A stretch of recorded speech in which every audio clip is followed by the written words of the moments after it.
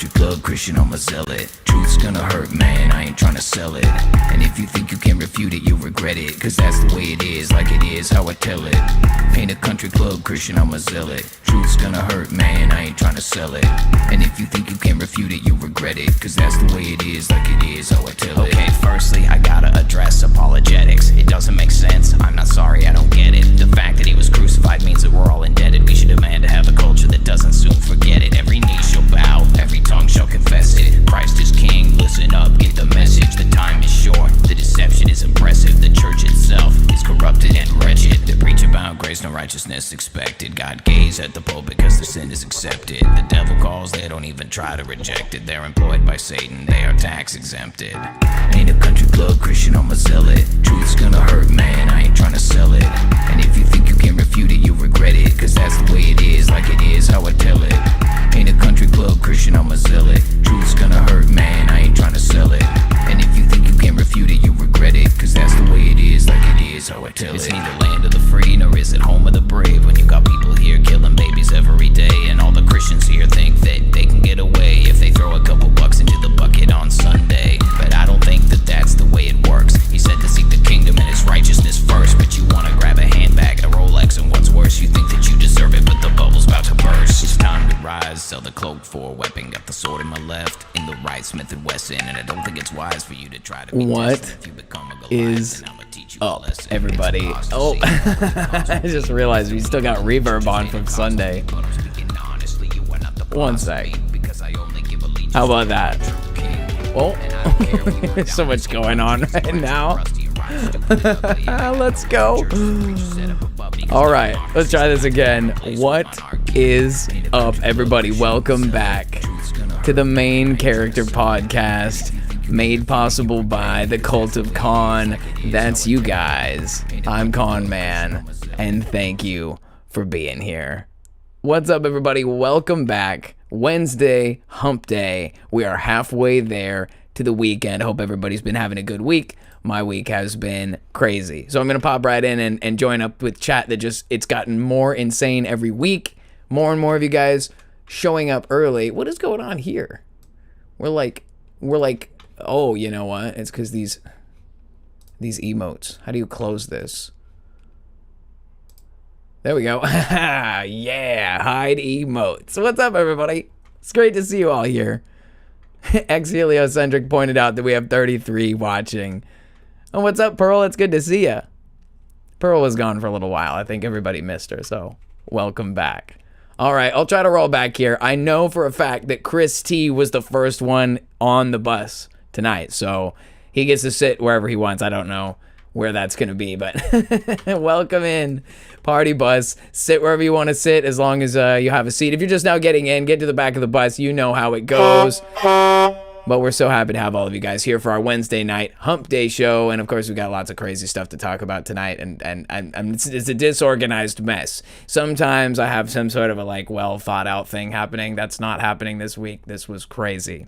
So we got Chris T. Let's see who else. I think Wendy was the second one here tonight. Shout out Wendy. As you guys know, Wendy is one of our mods. She is the captain of the big blimp and party blimp. So as the bus gets too full, we'll be transitioning over to the blimp. Destination Kingdom. Everybody knows. All right. That's the big blimp and party blimp horn. Shout out to Wendy. All right, let me see who else we've got in here. We'll start up at the top. Looks like Chris and Wendy we're jammering on, getting the ball rolling here. All right, and then Samantha Fox. Congratulations on the new job, by the way, Sammy. I was skimming chat and I saw that. Congrats. I know it's a new chapter, something different. I've had way too many jobs. It's hard to sometimes figure out what it is that you're supposed to do in life. Trust me, I know.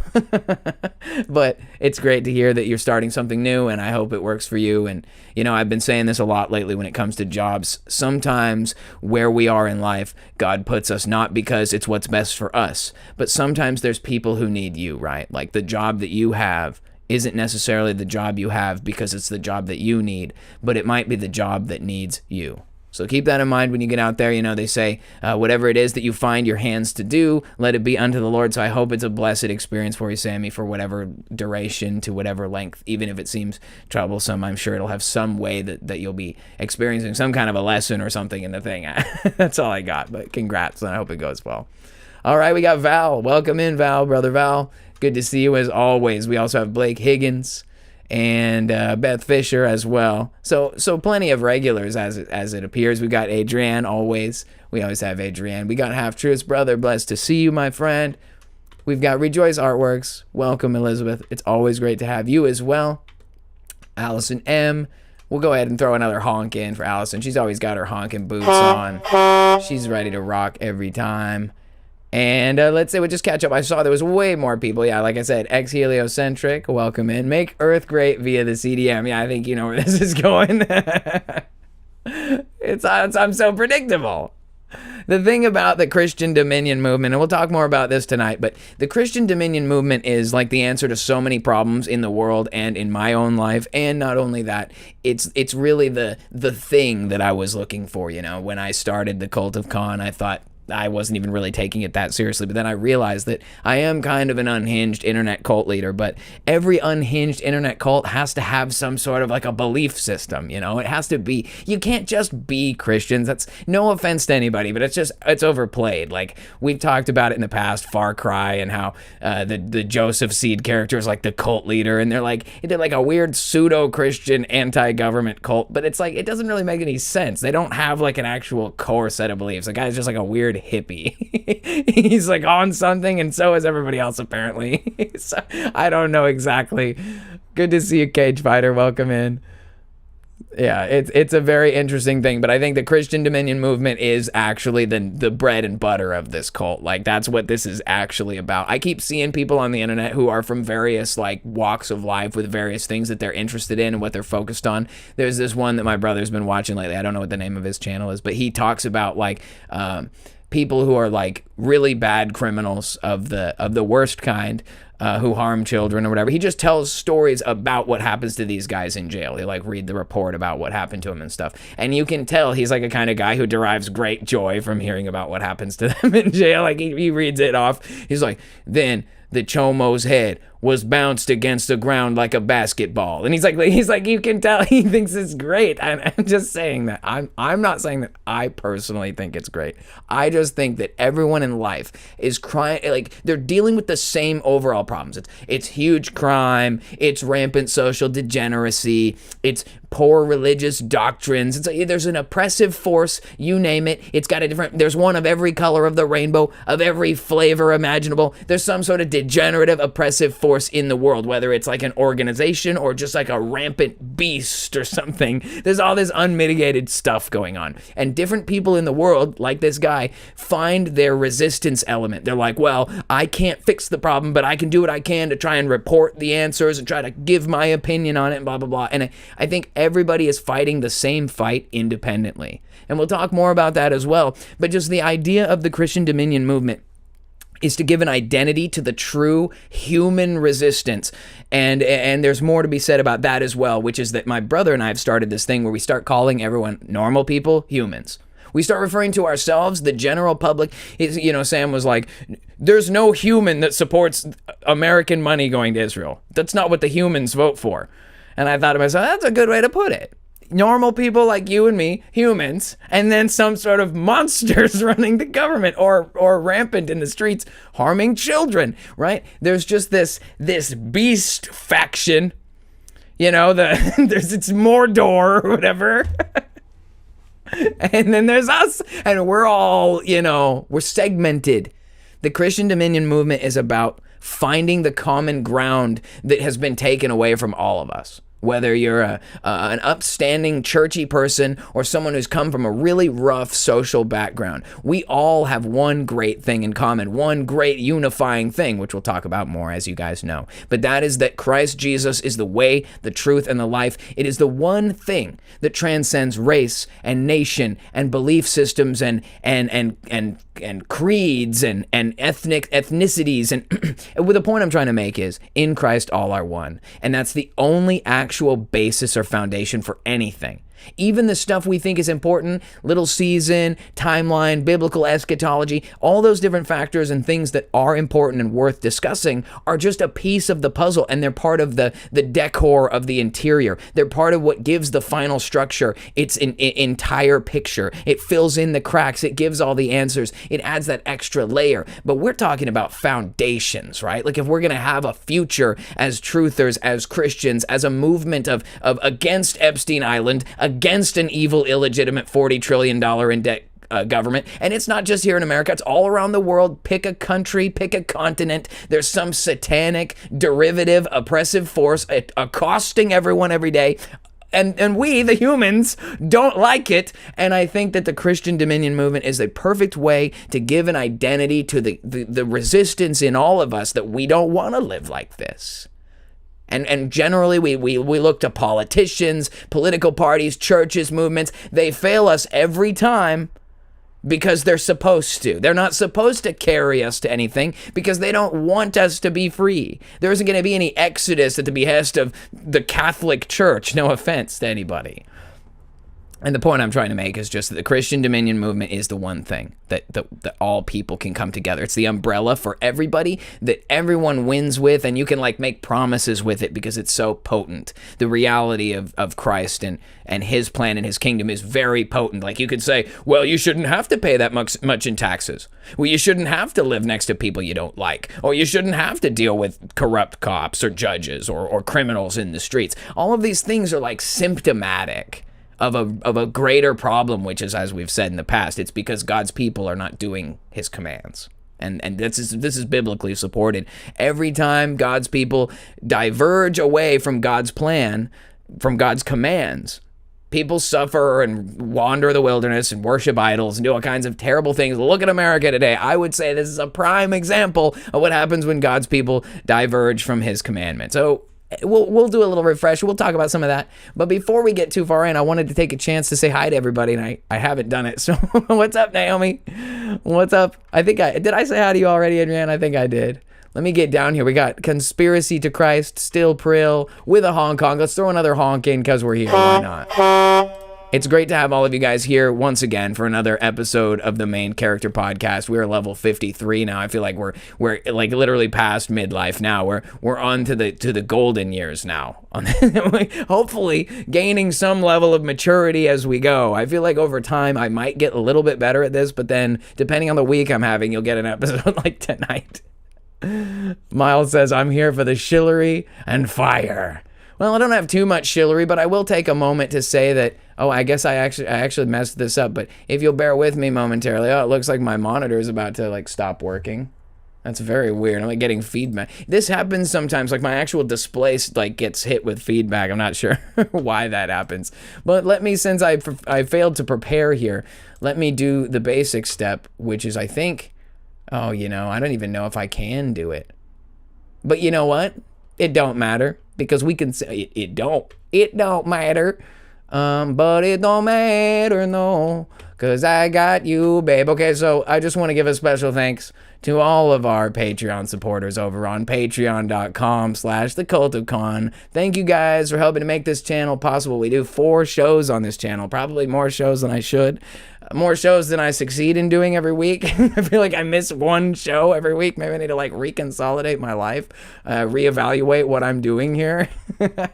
With that being said, though, thank you guys for your support. If you're interested at all in supporting the channel financially, please consider going over to patreon.com/thecultofcon, giving us a sub over there. We do have a free tier, and I try to put free content up there, but I'm a little behind on Patreon stuff. We did, however, just get the new Cult of Cars video just like a week or 2 ago. So that's kind of cool, just talking about Bamalam, the new car. For those of you guys who haven't seen it, feel free to support the channel. Check that video out. It will eventually be publicly available for everybody, but just a chance to kind of see some backstage stuff and a chance to support the channel. Currently, the merchandise store is out of commission because the company that runs it is abysmal, and I've seen some people jumping ship to a new brand. and I'll probably end up doing that. So expect to see a renovated new merch store with actually some new designs and stuff in the near future, and that's pending. We'll talk about that later. But with all that being said, since Miles brought up the Shillery, I had to stop off in Shilltown. Beep, beep, Shilltown, let's go. And now we're moving on back to some of the good stuff. Mama Con says, hi all, can't stay watching my busy grandson tonight. But I wanted to at least say, don't have too much fun without me. Well, thank you for stopping in, Mama Con. It's always good to see you. We love you, bless you, and good luck with the grandson over there. Hope that doesn't get too crazy. And yeah, we got Jenny Layton, welcome in. Amelia Petrella, welcome in. It looks like we've got just about everybody. Jeff Noonan says, does Connor have an album? I want to buy it. These beats are amazing. Hey, I greatly appreciate that. This is an album that was a work in progress, and kind of my goal initially was just to make the songs and put them out. But I got kind of behind on that, and you know, when you work, you know, a job and you're always there, and then when you're home, you're trying to do chores, and then you also do a few shows a week on the channel. So I'm just really busy these days, and we're getting close. One of the things that I wanted to share with you guys is that very soon I'm working to build a more permanent production area, like an office, legitimate office, so that not only I can begin to make more professional content on the channel, not that it would be a replacement for what we already do. You know, I think the Kool-Aid chugging stuff is great, so it's never going to end, but I feel like we should get clips of the good rants, we should get shorts of the good stuff, and start putting it out there so that the channel will start to get exposure to new people. And initially I wasn't really like trying to push the channel, but I feel like the message is worth sharing, especially since the integrity of the Christian Dominion movement is kind of coming together more. It's not just an idea, it's something that we're actually starting to see come to life in people's minds, and people are starting to understand this cohesively, and there's more to be said about that. But just to finish on the first thought, there'll be some expenses here that I have to cover to get this thing, you know, to get the office. Yeah, I need like a desk. I'm like using the top of a dresser as my desk here. It's like not ideal. So thank you again to all of our Patreon supporters for helping to get this crazy thing together and to legitimize something so illegitimate. But it's good, and I'm grateful, and we're getting there. So when the office is sorted, the content will start to get more polished. We're gonna have new decorated like artwork on the channel, new like merchandise, just basically everything. We're gonna have a major level up coming up soon. So consider being a part of that over there on Patreon. But in addition to that, we're also going to be advancing some of the other parts of the channel as well, like the music aspect. There's going to be more songs from the Cult of Khan, as well as some like holiday stuff that comes at the end of the year as well. So just there's all kinds of good stuff in the future. I'm excited to be there with you guys for all of that stuff. Somebody said something that like triggered my mind to think of something, and then I lost that train of thought because I have like major ADD brain. We've got, oh great, it's Amy, good to see you. We've also got Nancy. Welcome in, Nancy. I think we're getting caught up, I think. I'm like doing everything all at once. Jeff says, I'd love to buy your music, Connor. I appreciate that, Jeff. When the compilation is complete, whenever that is, I will make it available for free, obviously, through Patreon, but there's also, I will make it capable of being purchased. So if you want to support us that way by buying the album, that would be great, and you're welcome to do that as well. So keep in mind that'll probably be a little ways down the road because we're still got to get through that whole like finish remanufacturing the workspace, and so it's not a dresser. But yeah, I'm just not sure if I said hi to everybody. I just want to make sure. Ex-heliocentric. Oh yeah, so he brought up that there were 33 watching earlier, but I think we're past that. We're like what, 60 something? Let's go. Are you guys actually watching that? Unraveling Podcast is here, but whatever they said, they retracted it. So they're like, okay, yes, make some shorts. Yeah, definitely. They'll be much more like, I'll legitimize things a lot when we get the workspace sorted out. So I was just kind of like getting the ball rolling there. I never wanted to commit to doing too much because I didn't want to like overwhelm myself. I'm still like, you know, I work all the time and then I also do this. So it's just, you know, got to find that comfortable balance in life. You know, just still got to have time for family and laundry, you know. But I will say Wednesday night, for all of you guys who do work the 9-to-5 grind, it is a good feeling to be this close to the end of the week. The last 2 days of the week are usually like, they're easy. I spent the whole day today cleaning, tidying up, and getting ready for the big project, which is that my coworker and I had to bring out this giant ladder. It's like a 50-foot long fiberglass ladder. I don't know if you guys have ever seen one that big, but it's not like a regular ladder with its two pieces that like slide, like a roofing ladder. It's like an A-frame ladder, but it's giant. It's so huge and it weighs so much. And anyway, we had to like take that thing out on the field and go up because there's these big banners that get displayed over the field. And we had to take some down and move them over and put some different ones up because it's, you know, it's advertising, it's business. But dude, I tell you, I think the one thing I really don't like is heights. Not that I'm trying to reveal my weakness, my one true weakness to the world. The two least favorite things, heights and like the middle of the open ocean at night.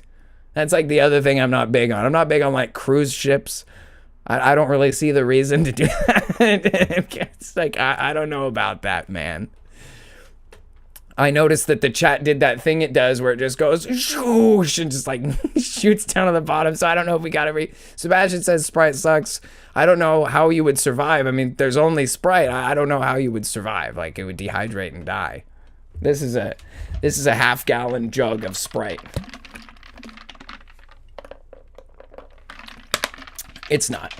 I don't actually drink as much Sprite as I'd like because I'm trying to like trim out, you know? I mean, it's not like I'm fat. I'm just like, I'm trying to recomp, I'm trying to be healthy, I'm trying to eat salad and stuff. It's good to see you, Krista Ray. I'm glad you're here as well. We got Jenny Layton, Tartarian Prepper. It's good to see all you guys. We got Jasper Jaguar, Joyful One, Bruce Jesse. The gang is all here. The party bus is packed with Kool-Aid chugging creeps. We got Mike Jones. He's bringing up the pee chugging. Okay, let me get us down to the wire so that you guys are ready for where we're about to go tonight, because there's a couple of things. But before we get into the serious, let me just take a moment to say, oh, yo, Christian Thornton, my brother. Welcome in, my dude. Good to see you. So tonight we're doing some stuff. I actually have something beautiful I want to share with you guys, and it's right on par with what Jeff was saying about the music. This is not my music. I wish I created it. I wish more than anything that this was my fault. Welcome in, Rev. Good to see you, brother. We got Millennium Realist. I love how you always just show up on stuff and leave a comment that just says Millennium Realist here. I love that. I love that. James Reed says 69 viewers at this time. All right, now we're starting to get serious. Ceiling Fan Man says, get ready. I'm ready. All right, everybody's ready. We're launching it. Now, I have to give credit where credit is due, because the way the internet works is if you don't try really hard, it'll just flag you for copyright and screw you over. So first things first, shout out to Crack Amico for producing this amazing piece of music and entertainment, and I'm gonna share it with you guys, and it's really totally inappropriate. It'll ruin the stream, but now that you're already here, it's too late for it to not be recommended. You're already on the bus. Buckle up. Crack Amico has the song that is the melody of my heart this week or this month. I don't know, but it's just beautiful. So without any further ado, for the purpose of fair use and enjoying and appreciating and commentary and hilarity, Crack Amico Donald J. Trump diss. Oh God, oy vey. Hey, oh God, oy vey. All eyes on everything you say. DTJ, what the heck? You were supposed to say today, but you blew it. He's Donald J. Trump and the J is for Jewish. Starting wars that have threatened our troops. Fell in love with his butt, but in Netanyahu. Guess you never stop Jews when they put their minds to it. He's Donald J. Trump and the J is for Jewish. Oy vey. Donnie the imposter, blame it on the quarterback and threw away the roster. Making all the miling trips, you must think you a roster. Started out with M.E.G.A, now it's turning into monster. Dancing for them dollars, stripping down for Gaza. All them empty promises, think he worse than the Schwarzer. Whoops, I'm in Obama. Yeah, Barack was strange, but the Donald and his owners want a different type of change. Dreidel, they gon' mold him like he clay. While they spinning it, spitting it back at our face. Let us pray. Oh God, oy vey. All eyes down in everything you say. DTJ, what the heck? You were supposed to say today, but you blew it. He's Donald J. Trump and the J is for Jewish.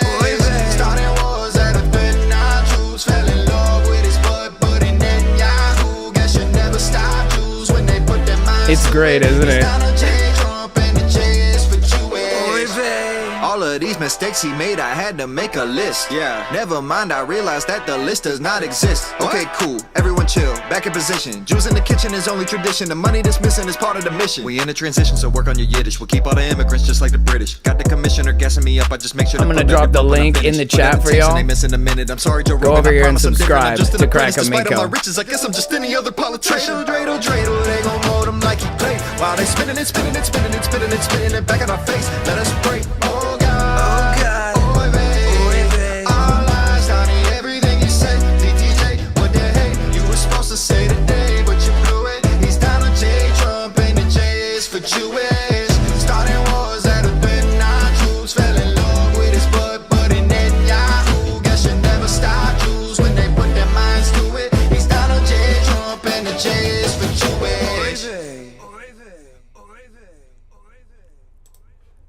What do you think, y'all? Was that pretty good? I really, really enjoy that song. It's amazing, hilarious, accurate.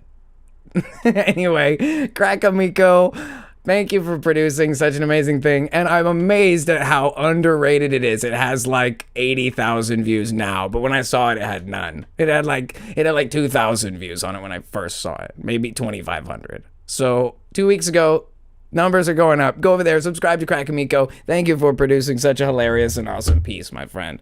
And I don't know what the point of saying fair use. We just played it on here, but I directed everybody over there. We did our best to be promotional. Thank you, man, for producing it. I will drop it in the chat one more time. This is on YouTube, so we've come a long way, people. The link is there in the chat for all of you guys to go and find it from Crack Amico there. And definitely hit subscribe, hit like, give him all the love for that. And you can even tell him Con sent you. So awesome stuff, dude. Really, really funny. Okay, so before we get too carried away with any more crazy and weird stuff, I want to take a little bit to talk about really what the purpose of tonight's episode is. And you know how I am. I try not to go into like a forehead vein bulging rant, but you know I can't help it. I start getting triggered by everything and go off the rails. But I just want to take a moment to talk about the idea of nostalgia and how like maybe it's different for everyone, you know, generationally, I'm sure it's different, but like, you know, I kind of see myself as being the age that I am, just over 30. I turned 31 this year. And so it kind of puts me in the middle of everything, right? You know, I'm not a young guy. I'm like officially like a grown man. You can't call a 31-year-old guy a young man. I mean, once you get old, you'd be like, oh, you're a young man. But when 30 hits, it's like, okay, you're not a kid, you're not a young, because you'll even see, you get older, you'll be like, oh, some 21-year-old kid backed into my, you know what I mean? You still call him a kid, because I remembered being 21, I was dumb. I was a child still, and no offense, you know, there's people who are 21 who like own companies and drive semi-trucks, and they're like way more responsible than me. Congratulations. The point is that, you know, there's nothing wrong with being anyone, like, oh, being 20, being 50. It's not that. It's just once you get into the middle, you start kind of seeing, you see people older than you see people younger than you see everyone in between, and it's all, so at 30, it's a strange time. And what's even more strange about this time is that 30 years ago, people weren't carrying around cell phones. So imagine the transition. When I talk about nostalgia, you know, Gen Z, Gen Alpha, even like some of the last of the Gen Y, I guess, like the younger of that group, these Zoomers and stuff, even they have nostalgia. You know, you see these memes, these posts, they're going around. It's people talking about people longing for a time that never existed, or longing for a time in their life that never happened. You know, wishing that they lived in that simpler, quieter, more beautiful time. And the world used to be different. It's true. And I think that we could say just on the surface that even the United States, you look at like the 1950s in the United States, even the 1980s in the United States, there have been times in America's history where, of course, it wasn't perfect. Nobody's trying to argue that it was.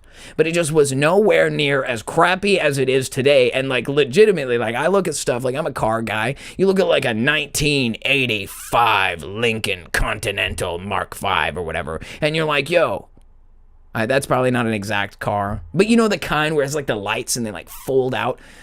So gorgeous, man. Like they just don't make them like that. You know, you hear everybody say, it's like, they don't make them like they used to, man. They don't.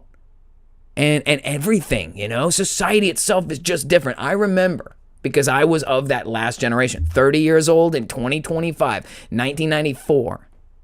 I remember 1999.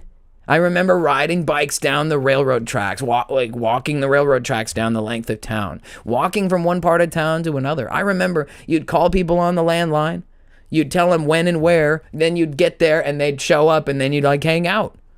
You know, we didn't have this like this instant gratification, this constant stimulation. And what ends up happening is it makes you sick. You know, and I never knew it. Nobody knew it because we'd never been through this kind of thing before. You know, we hadn't had mass exposure to this stuff.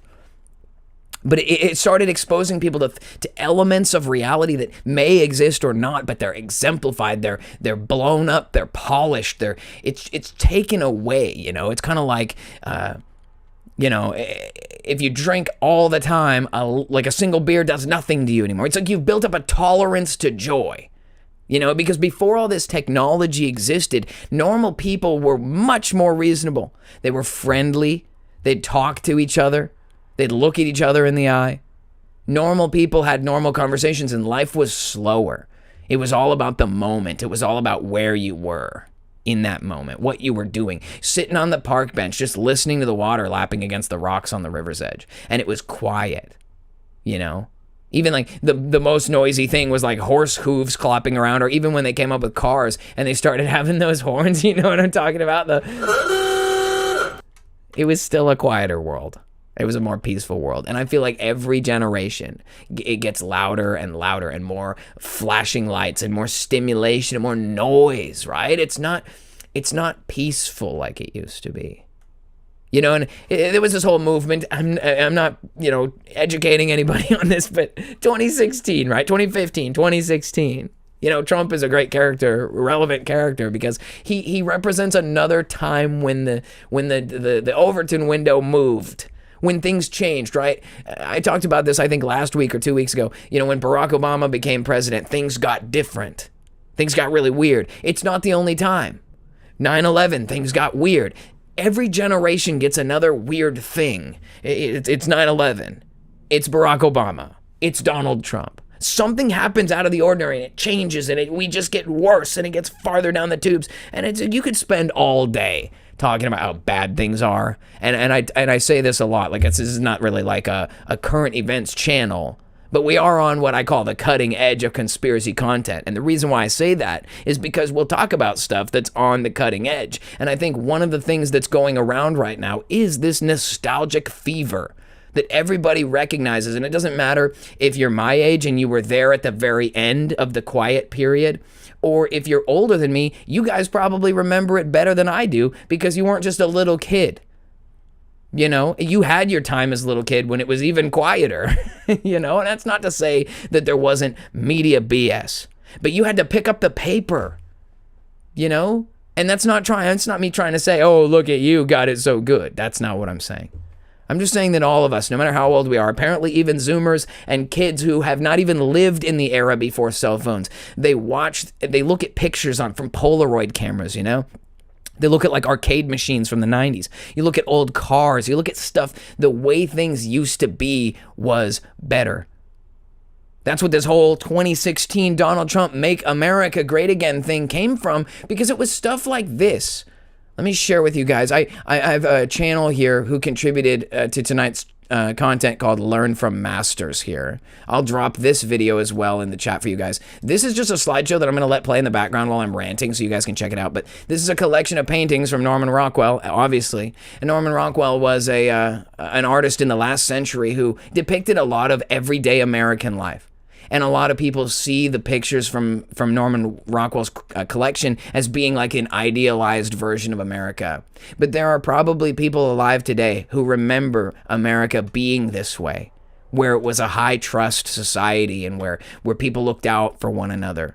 And so that nostalgia, let me just go ahead and let it roll. That nostalgia feeds an entire feeling in an entire generation of people that we wish we could go back to the way things were before. You know, we wish we could experience life from the perspective of a time when things were simpler, when people looked out for one another, when people had regular conversations, when life wasn't all about the hustle and bustle or the fear the terror, the constant war and panic. And that isn't to say that there wasn't war or terror, but it's just like, here we are in an advanced state of it, right? Things have gotten worse than they ever were. And again, like I said, you could spend an entire, I could go on endlessly because I hate it. I always grew up as somebody who wanted justice and order. And even before I understood the kingdom and righteousness, I yearned for it, just didn't know what it was. And I think this goes on with the same sentiment as the Christian Dominion movement, which is that we see this breaking of the world, this degenerating situation, and we want to see it fixed. And we long for a world when things were better.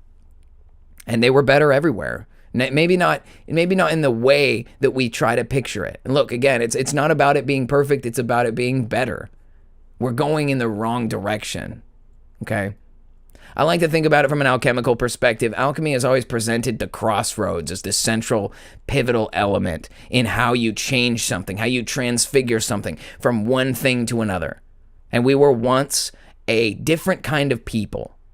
And it wasn't just here in America. We're talking about from a perspective of people who understand that most of what we're taught in science is bullshit. Most of what we're taught about history is a lie. History is a set of lies agreed upon. It is written by the victors, so to speak. And so we don't appreciate those narratives. We understand them because they've been taught to us all of our lives, but we recognize the manipulation and the alteration of those narratives that is intentionally done to confuse us, to distort our perspective, to oppress us. We can see how the distortions of science and history have made it easier for the world to continue down this path of degeneracy and destruction. The same kind of thing that causes people to put down their pack and give up because they're black-pilled, because there's no hope, because there's no way to fix anything in the world. Everything is screwed. What am I supposed to do except get high, hoes, and cocaine? You know what I mean? That's what so many people have elected to do with their life, is to just pursue carnal, material things, even in the forms that they don't realize are mammon. You think, oh, I'm doing a great job in my career. My business is excellent and successful. My house is in perfect order. And you don't realize that you're still committed to material gains. It's not to condemn everybody. It's just to make the understanding that we all do it. It's so easy to fall into it. That's why the deception is so powerful, is because it has to work. And that deception extends beyond the basic understanding of why you're here, that you're supposed to pursue material stuff.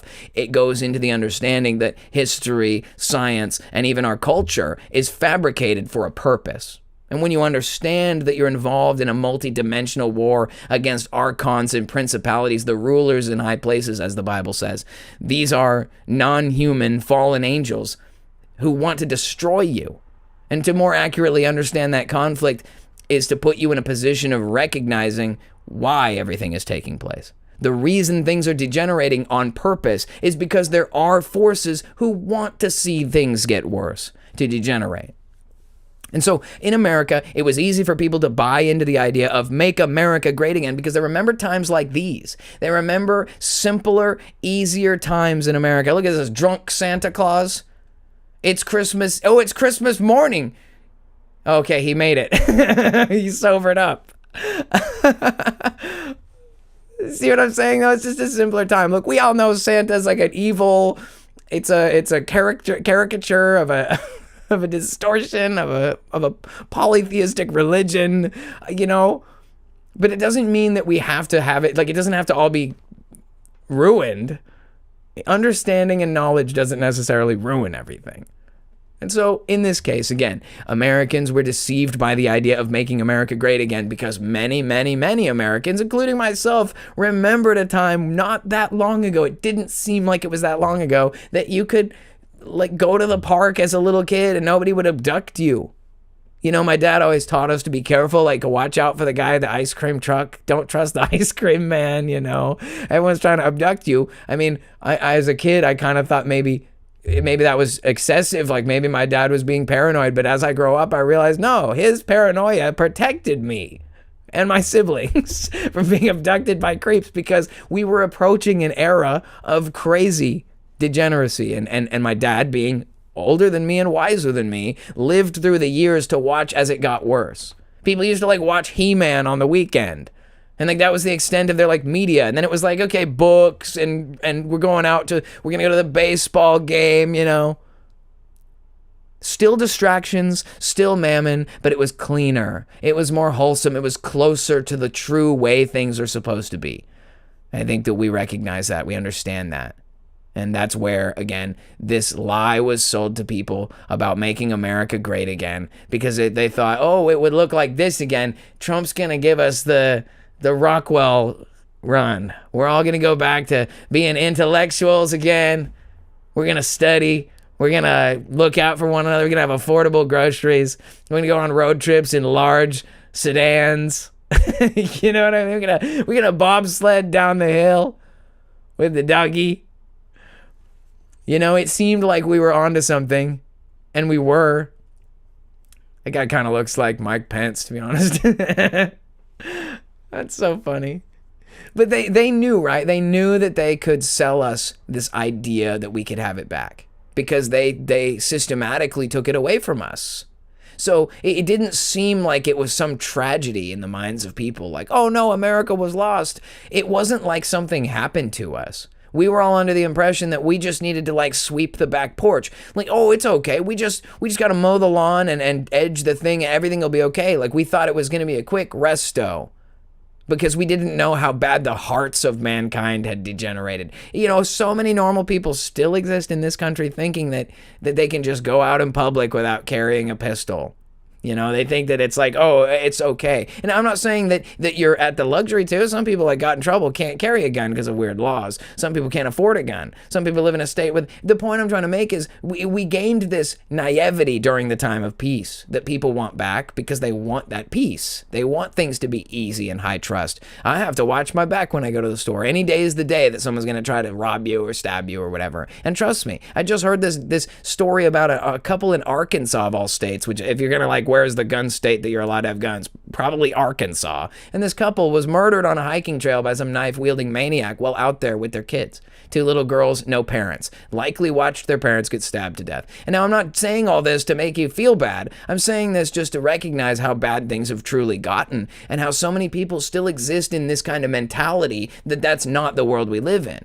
Well, that's not, you know, this idea that believing people are inherently good. I don't believe that. I don't think that's true. And I know that people have a tendency to believe that because they want to. That is a righteous thought, to want to offer empathy and understanding. It's like, it's not all bad. That's very optimistic and hopeful. And I respect that. And I don't think that's necessarily wrong. It's just that generally the hearts of people are wicked and sold out to Satan. And that's in general. And then the people who like aren't fully committed to Satan are like it's like, well, you know, I wouldn't rob anybody, but I still devote all my life to advancing my own money and comfort and coolness and Instagram followers. Like, everybody does it. It's the only thing to do. There is no alternative. Go to work, pay your bills, die. You know, I mean, that's not the only alternative, but that's all anybody knows about. That's all anybody can think about in the shitstorm that is the chaos pit that we're all living in. So again, make America great again. It sold the idea to people based on the idea that there was once a time when things were good and that we should be able to get it back. How hard could it be? We just have to get back to the way things used to be. We just got to get back. And it's like how I brought up the crossroads. I brought up the crossroads for a reason. Because in alchemy, crossroads offer us a decision. This is how the transmutation of a mind, the transmutation of a nation, the transmutation of material, you reach this crossroads. What direction are we going with all of this? The chaos, the degeneracy campaign, the Masonic theater never ending on television. What direction are we going with this? That's what the crossroads represents. And we are so fixated, we are trained like dogs to believe that the only way to go is forward. We're progressive. We're a progressing people. We're advancing in technology. We're advancing in science. We're advancing in religious understanding. And every day it gets worse. So what they call progress is advancing towards destruction. Because the elites of the world don't see your health, your prosperity, your longevity. That's not success. They hate you. They want you dead. They want you sick. They want you crazy. They want you lost. And so to them, progress is the deflation of your value, the diminishing of your integrity, the destruction of your purpose and your potential. So what's progressive about all this is only that it's progressing the satanic agenda in the world. And so how are you going to compete against that, right? When everybody is deceived by ideas like we could get it. So this is the precept, right? Here we are moving forward with this progress. And every time we come up to a decision in the crossroads, we look forward, we look to our left, we look to our right, and we say, which direction should we go? And some leader from a controlled opposition position says, well, we'll have to turn to the right because the left is full of all these purple-haired weirdos, so we have no choice but to turn to the right. Or we could just continue going forward in the same direction we are, and we could just re-elect Kamala Harris or whatever and not go to the right. Let's just stay in the middle and keep doing what we're doing. I mean, you can look at it however you want. The point is, nobody ever stops to consider that the right choice to make is to stop, turn on your heel, and go back the way you came. Nobody thought about that. And then all of a sudden, in 2015, 2016, Trump comes out saying, yo, how about we go back? Why don't we go back to when things made sense, when things were easier, when things were nicer, when things were cozier? You know, you can like hang out at the park and your kids aren't going to get abducted. Or at least the chances of that were way less. And so that's why the lie was so successful. It's why the campaign was so successful in the minds of people. Whether or not your vote really matters is a separate conversation. But at least we all believed that he won when they said he won. You know what I mean? That's all that really matters. The preservation of the concept. Oh, we all voted. Well, it seemed like everyone was sick of leftists. Trump wins. Everyone's like, well, that sounds right. That seems like what we, the people, decided. But it's never what we the humans decided. It's what they decide, and it's usually forward, left, or right on that same road. It's never going back. It doesn't seem like we can ever go back. And again, I think this is like, it's a really powerful way to get people, because you look at stuff like this, you look at these pictures of a simpler time, and like I said, a lot of you guys are older and remember the simpler time. I'm right in the middle, and I remember it just a little bit. My life was not perfect. My childhood was not great. My family was not an amazing, well-off, middle class, here's opportunity, here's tutoring, here's something. I didn't have all the best support, but that didn't change the fact that the environment outside my house was different. It was different. I can't imagine being a kid growing up in the world of today with all the expectations, with all the being 15 years old and you're compared to like people on the internet that might not even really exist. They might be AI generated even. You know, you wanted to ask the girl to prom, but you're not 6'5" and 300 pounds and rich. And it's like, well, that's not realistic. And the same for the girls, right? Oh, you hoped that whoever the Chad dude is going to ask you to the prom, but because you're not Instagram, which is probably filters, and in some way it's artificial, even if it's just a little bit. Everybody is a person, hopefully. And we all have our iniquity and our shortcomings, and everybody like poops and stuff. So everybody like thinks they're so perfect. It's fake. It's not real. And there's been so many people in the world who like, everybody thought they were so cool. Everybody liked them. And then they got in a fiery car wreck and now their face looks like a deflated basketball. And they learn really quick how shallow everybody is and how none of it really matters and how fleeting it all is. And yet all of these people growing up today are growing up in this absolutely fleeting world where it's the next TV show that you're binge watching. It's the next swipe. It's all happening so fast. There's so much stimulation. There's no time to stop and smell the flowers. You know, I think about it, like how many people today, like kids born in 2003 and up, or 2005 and up from now, let's say everybody under 21 right now. Can you say that you've been, if you're under 21 right now, can you honestly say that you've been on a trip in your adult life? Let's say between, and that doesn't even have to be your adult life. In the last 21 years, have you as an under 21-year-old person actually gone somewhere and had no access to a phone for days at a time? There's probably a lot of people who have never experienced life without phones. And it's crazy to think about. It's crazy to think about never not being hooked up to the system. You know, and when I realized how rotten the whole system was, I wanted to be unplugged from it. And still, you got to have access to this, and you got to be able to use the apps for the employment and for food and everything. So you really can't unplug from it now. It's hard. It's hard to unplug and still function in a society that requires you to be on tap, to the machine. And so it's bad. It's affected people negatively. But the power of the message, why don't we just turn around and go back to when things were better? That message is effective because it's based in reality. It's based in truth.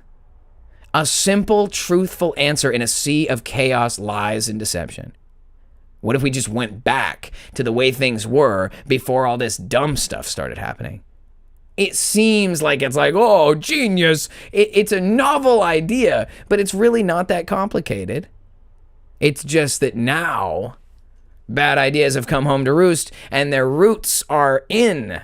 And so now our culture were to say, if you were to say ban gay marriage, it'd be hateful, even though before there was no gay marriage and it wasn't hate. I mean, I guess that's how they framed it eventually. The point I'm trying to make is that we recognize the validity of the desire to go back to when things were better. Make America great again. Make America Norman Rockwell. Let's all go to the museum in a nice 3-piece suit with a nice fedora hat and an umbrella or a cane or whatever that is. And let's look at some beautiful floral artwork. Let's gaze into the atmosphere stoically with some sort of an atlas in my pocket because we don't have phones because it's the 50s. Let us all attend church and pray. You see what I'm saying? Just the images that these paintings invoke are of a time that just doesn't exist anymore. And again, it's like I was saying about the kids. There are young people who see pictures of swing sets at the school park and it's 1991 and they're looking at cars on the road back in that time and they're they wish they lived there too. There are people alive today, young kids, who they don't want to be compared to the internet and to the impossibility of all these movies and all of this constant stimulation. And you realize all I am is just a meat suit, dude. I can never be as entertaining as the slides. I can never compete with all these people whose lives they're professionals. It's I still have to have a normal job. I can't be a professional bodybuilder. And maybe I can work really hard and try to transition to it, but you can't do that and do YouTube and fix your car and fix the roof. You know what I'm saying? They know, people know, you can't compete with the beast. And so you're meant to feel small and insufficient. And so young people who have never even lived in the golden age, the time before the corruption of the cell phone and the advanced crazy rat brain stimuli, everything has a touch screen and your car's like a whole touch screen. It's messed up, man. And I'm not trying to be I'm not trying to condemn anybody for that. It's just, look at what we're living in now, Black Mirror paradise, I guess. And so I can see why young people want to go back to. And again, the importance of that message, it rings true. The necessity for, the desire to go back to the way things were. And I think that a lot of people look at times like the 50s or like I said, the 80s. I like the 80s. I love the 80s. I think those are cool times. They're good markers in history for when things were certainly better than they are today. It doesn't mean that they were perfect or that we were ever perfect. Again, I'm not trying to imply that. But we should have some understanding of the importance of undoing bad decisions we made under the guise of, like we said, progress, which is really just to progress the satanic agenda. We've gone too far in the wrong direction. We need to turn around and go back to what's really important. Now, I don't really talk about this a lot on this channel, but I do make a point to bring it up now and then that I've been kind of a conspiracy theory researcher for many, many years. And some, I guess, advancements, it's kind of like an all roads lead to Rome kind of thing is how I would put it. Eventually, everyone comes full circle and realizes, okay, if they're lying about an island of pedophiles, they're probably lying about the stuff that the government mandates you learn in school. They're probably lying about the stuff they spend your money on. So think about how much government money is spent on space programs. They're lying about all that. They lie about war. They lie about anything that they take your money to do with. They're lying. And so it becomes kind of like a foregone conclusion. Like, I don't argue with people who think stuff from space is real, because those are all pieces of propaganda from the government who's evil and has a pedophile island, and we don't listen to them anymore. We are grown up now. You know, I was talking about this recently. I think Ceiling Fan Man and I touched on it even, because I think everybody resonates with this idea, right? That they treat us like we're kids. We are not children. I am a grown adult. I can be entitled to know why we're doing things. I can see the body cam. Oh, I don't care if there's violence. I deserve the unredacted truth. What makes the government that supposedly serves me have the authority to tell me I can't keep and bear arms, I can't look at the body cam, I can't see the unredacted files? They treat you like you're a fucking child, and it's bullshit. Sorry, forgive me. The point is, I'm grown up now, and so are you, so we don't listen to their shit. I don't need to be told that the lander with the... That's a waste of money. They made a crappy CGI video, and you paid hundreds of millions of dollars, and you ate it hook, line, and sinker, and that makes you stupid, and I'm sorry. Foregone conclusion. Do we believe what they say about wars? No. Do we believe what they say about space? No. Do we believe what they say about the client list? No. And so since we know they're lying about everything, they're all full of crap, and we don't believe them about the stuff they're saying, I don't base any of my worldview on that stuff. I can appreciate the narrative for the purpose of understanding how we're being manipulated and played with. I can understand. I went to school like everybody else and learned astronomy. And trust me, I was really big on it. I really liked space until I realized it was bogus. And that doesn't get me anything. Everybody thinks that you become some sort of a flat earth believer because it somehow makes you cool or edgy or profits you. I mean, it profits me. It does. Because I know things. I've learned things. I've escaped a level of the matrix. And so that does kind of make you brighter than the average person if you realize how dumb that whole thing is. But it doesn't reward you. You don't get money. You're like a pariah to a world of deluded people. So again, it's not about arguing about those points. But when I say something like, what timeline of history are we living in? Is it the year 2025? Absolutely not. I don't know what year it is, but can I confidently tell you that they're lying about what time in history it is? Absolutely. Can I tell you about Christopher Columbus and how all of that is a total rash of crap? All the stuff about the conflicts with even up to like Civil War. Most of what we've been taught about our country is a complete lie. So on that same thread, we have this idea, it's like, make America great again. America was never great. That's what they say. And I think there's a good point to make because we're talking about in scale, in scope. America was never great because the America they tell us that we have is not the truth about what this place really is or what this place used to be.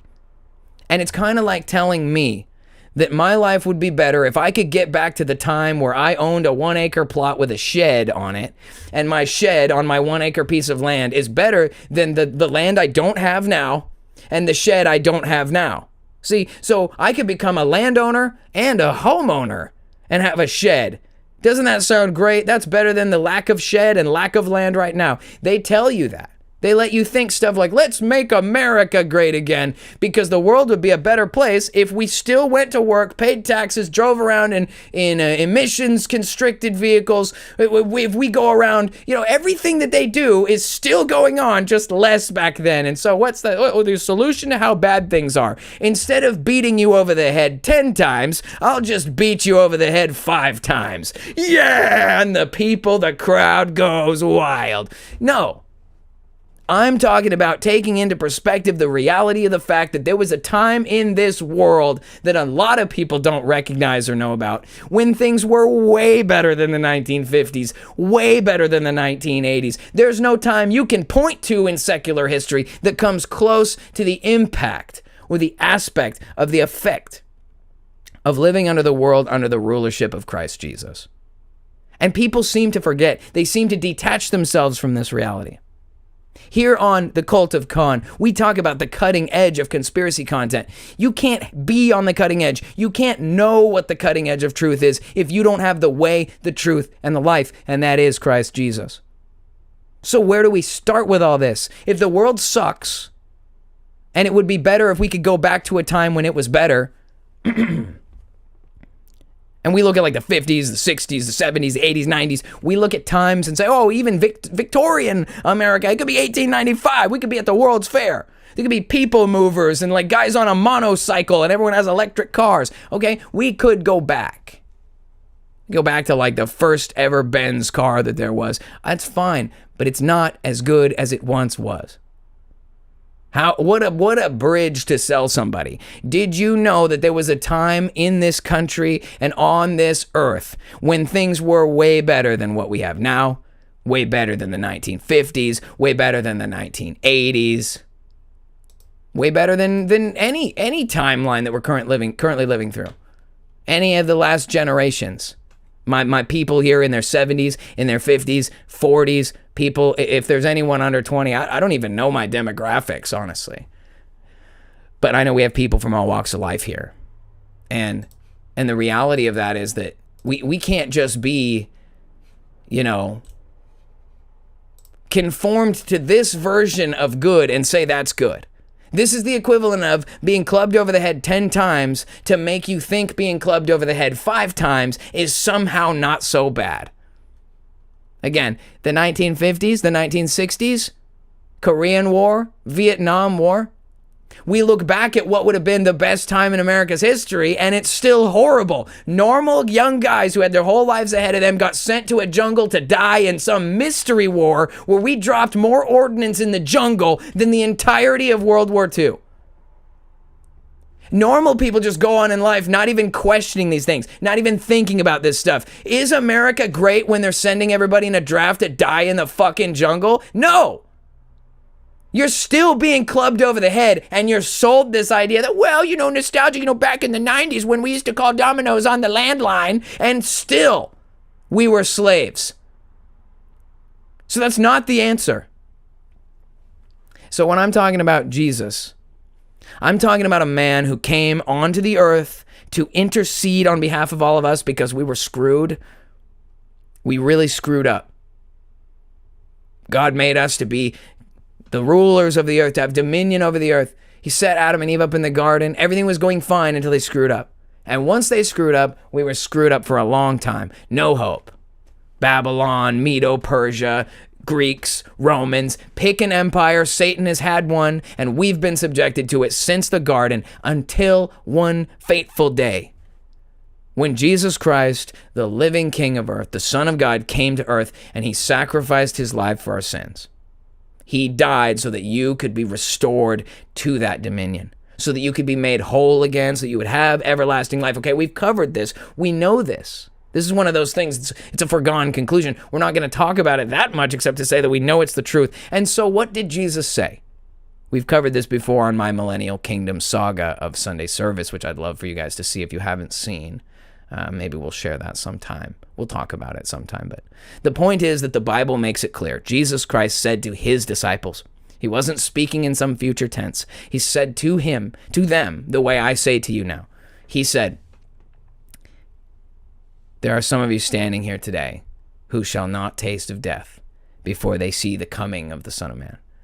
And in many, many ways, he said this again and again and again, reiterated that he was going to come back before the generation of people who he was with. Those guys then, it means that Jesus Christ already came back. Wow, what a mind blow. Well, I'm turning this chat off now because I missed the rapture. Like everybody's so fixated on their own version, their own half-ass, watered-down, crappy version of the world they think they should live in.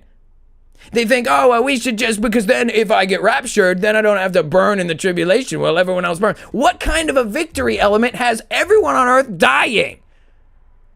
How does that construe? How does that conflate with a good world? Norman Rockwell, but everyone's dying in the jungle. Oh, we're gonna have a beautiful kingdom after 2/3 of everyone dies a horrible death except me, because I'm a Christian.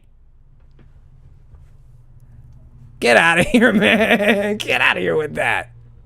So what I'm getting at is, okay, maybe you don't get to rule and reign as a saint over the material earth for 1,000 pitiful years. Maybe you don't. But the promise was never about getting to rule and reign on earth for a preset time, during a preset chapter of a preset planned prophetic time in history. That time has come and gone. Okay, and I know that time is come and gone, and members of this community are aware, and the reason why we know is not archaeological, although it is archaeological. It's not, historical, although it is. We're talking about scripture. We're talking about the Bible says so. And I'm a believer in Jesus. I'm a believer in the words of Jesus, so I take him at his word. He said he was coming back. He came back. Okay, well, how do you rationalize that? How do you quantify that? The world sucks. If Jesus was back and was so great, why does everything suck? Jesus must be a bad king. No, it's because the Bible made it very clear that the prophecy is that he will have a 1,000-year reign, and then Satan will be released upon the earth for a time. It makes a lot of sense.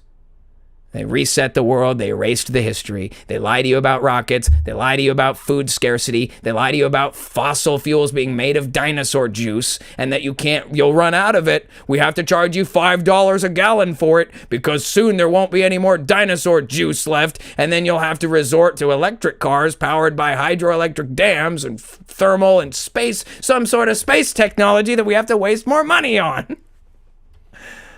I know that the world is different than what we've been taught.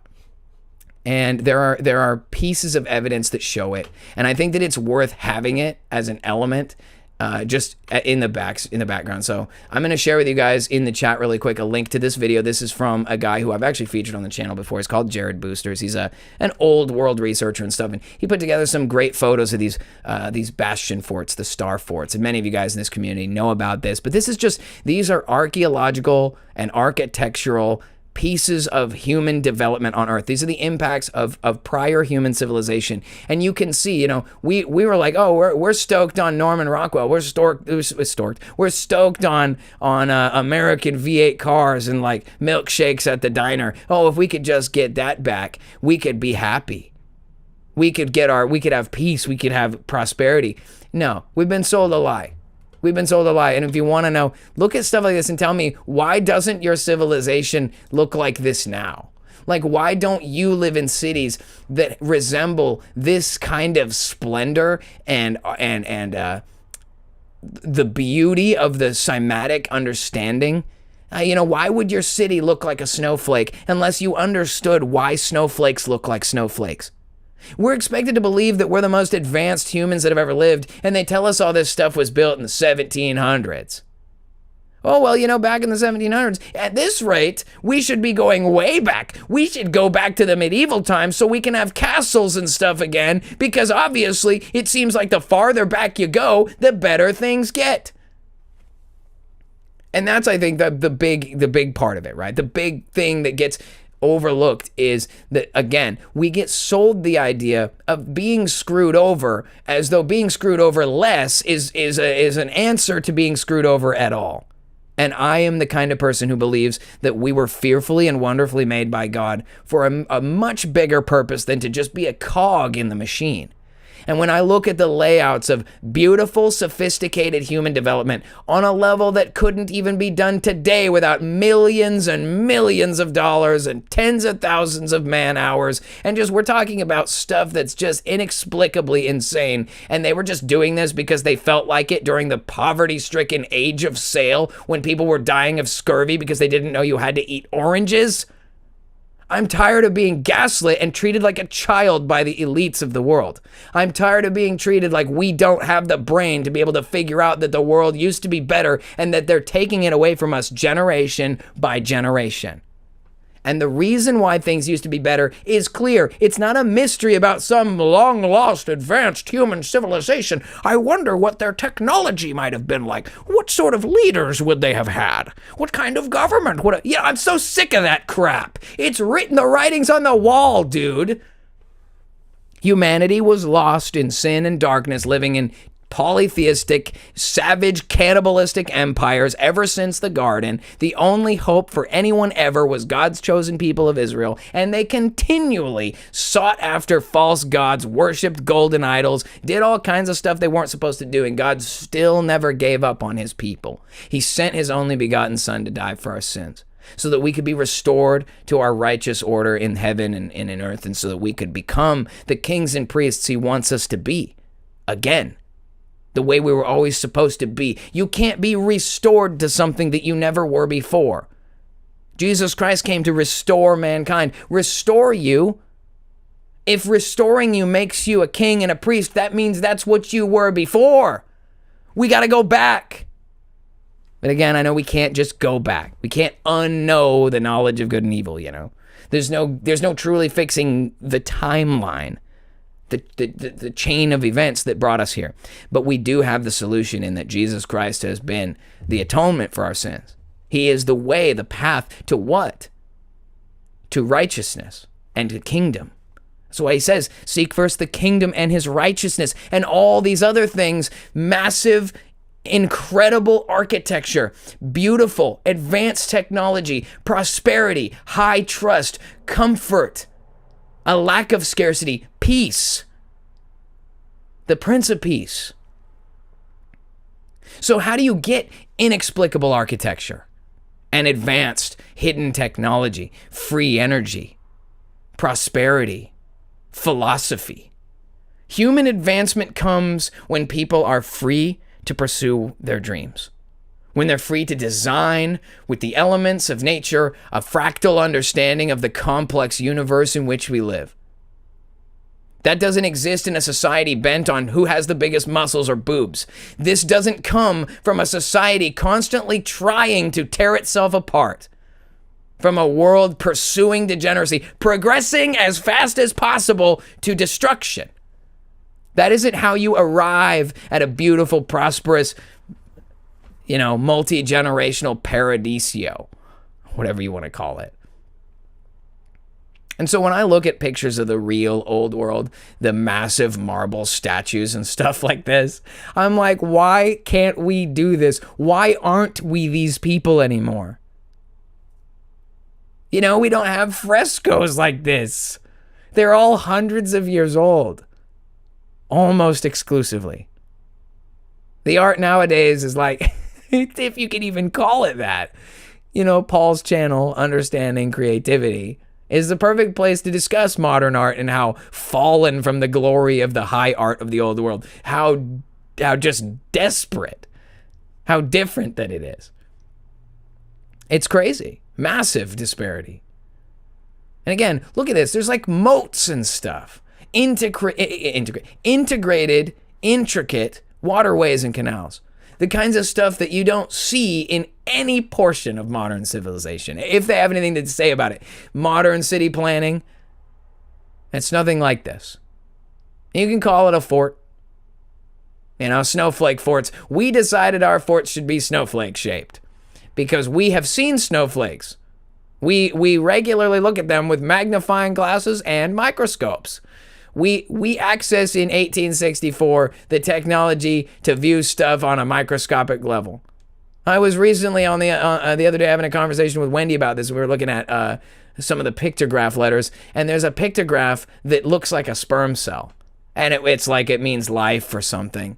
It's called noon or something like that, and I think that's what it's called. Wendy would know.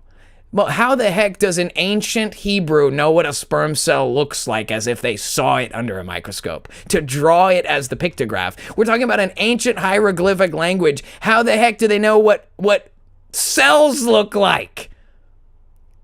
And we're just told, everyone was a caveman until the 1600s when the medieval times ended and they invented guns. And now we're flying around on jets, turbo prop powered crazy stuff. That's no big deal. We're just naturally progressing. It's crazy.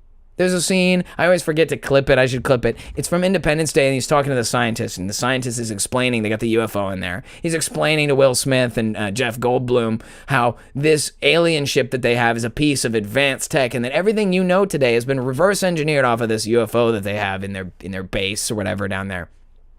And I know that's kind of the Hollywoodified version. But what we really have is the ruins of a super advanced worldwide Jesus' millennial kingdom civilization. That's what it is. Inexplicably advanced and beautiful. And this 1,000 years, as it talks about, came to an end, as good things often do. All good things must come to an end. And it did. And so the result of the dragon being released from the pit, read it up, Revelation, is that they erased all of this stuff in wars and additional wars, you know, because one war is not enough. We got to have 2 world wars because we're not done blowing up enough evidence. We're not done erasing enough history. We're not done lying to everybody about what happened. Look, World War II is a great example. Not something I can go into in great detail, but it's a giant lie. They lied about the excuse to bomb Europe into rubble and to erase the monarchies, the remaining government infrastructure of the old world. People don't seem to understand this. They toppled the monarchies at the end of the world wars. 1 and 2. No more monarchs. You know why? Because monarchs are the kings and priests that Jesus had established as his rulers. Now, I'm not trying to say that the monarchs they got rid of at the turn of the 1900s were the monarchs Jesus established, but they were the descendants of the ruling families that Jesus established. Monarchy is kingdom. That's his government. So the fact that the old world, as we think about it, this old time, if we go back far enough, there were no weird, crappy democracies where all the elite aristocratic Satanists just have a pedophile island and you can even know about it and nothing happens. That was never the way the world worked. Back in the old days, they had one king, and one king does what he does, and if he does the wrong thing, they know who to blame. And they used to know how to handle it, too. Monarchy is a superior government. That's why it's God's chosen form of government. People are taught all kinds of nonsense about kings being tyrants and oppressive. It's like, sure, if you want to be oppressive and a tyrant, that's what you can do with absolute power. But you know what? The elites of the world already have absolute power. There's just 25 reptiles sharing the chair. There's like a pile of snakes sitting on the throne. It's the same power structure. It's run by a sea of serpents instead of one righteous man sitting there. And this ties into what I've talked about, and again, it's like I always say, every crazy internet cult needs to have a central narrative, a central message that you preach as the crazy cult lord guy who says, oh, we have to do it, prepare for the alien ship. Everyone has to drink the Kool-Aid to kill themselves. You know what I mean? If you're gonna sound unhinged, who cares? Call it a cult, call us a cult. I don't care. I believe it is the truth that God's people today are powerless and suffering because God's people do not follow his commands. And it's not as simple as following God's commands as in don't yell profanity at the neighbor. Don't give the middle finger to that guy in traffic. That is the absolute least of your concerns. That is the Norman Rockwell 1950s level of your concerns. I need you on Starfort level. I need you on the level of mass world-altering infrastructure. That's where your brain needs to be because you're not a servant. Not in this regard. You're not a slave here in this world. You are from a multi-dimensional kingdom, a light kingdom of ethereal, infinite power. That's who you are in Christ. And so we need to stop thinking on this level that's so small. Like that if we could just get a milkshake after work, that everything's okay for the day. That is not right. We have lowered ourselves to accepting a circumstance for ourselves and most of all for the people around us that is just terrible. We've all learned to turn a blind eye to degeneracy and poverty and warfare and suffering and death that happen unmitigated in the world. We turn a blind eye to it because we've been programmed to accept it, that that's just the way things are. And Jesus Christ came to the earth to say, no, it is not. And you know why? When Lazarus got sick and died, he was dead for days. He was rotting in a grave. And we've all been taught that's just the way things are. You want to tell me that it's okay that people just can be resurrected? You wouldn't be able to say it with conviction. You wouldn't be able to say to me, I wouldn't be able to say it. Death is just a temporal thing. It has no power over Christ's kingdom. You could literally be killed and resurrected in 3 days by Jesus right now. I know it's true, but it's like hard to say that because everything we're taught says no. Your dog was run over out front of the house. Your dog is gone. That's it. Oh, your brother died in the war. You'll never see him again. That's just the way things are. That's what they tell you. Oh, there's 5,000 people here. There's not enough food. Oh, there's the tax man here. We don't have any gold. And Jesus Christ duplicates fish and bread. Jesus Christ causes a fish to roll up on the beach with a belly full of gold. He showed up on purpose to tell us, to teach us, to show us that this is not the way things are. We don't have to live like this. We don't have to be like this. We don't have to think like this. Desperate. It's the truth. God wants us to be a different person than a guy in a burlap sack hoeing a grain field at the behest of some monster who takes all of our yield and spends it on himself and his rich friends. We the people, we the humans, we God's people have a responsibility not just to get ourselves up out of the dirt, but to be strong and to have integrity and cohesion and unity so that other people are not oppressed. You know, like really try to put yourself in the shoes of this 1,000-year reign of Christ when he comes back, when he came back, like he said he would. The events are recorded in Tacitus and Josephus and even in Revelation, that this is a real thing that takes place. God destroys the temple. He destroys Rome. You know, Jesus eliminates the satanic principles, the principalities who are running the earth, and takes control. And then what? He delegates authority. On this rock, I will build my church, my ecclesia, he says. So those guys are his church. So what does he mean by church? Worship center?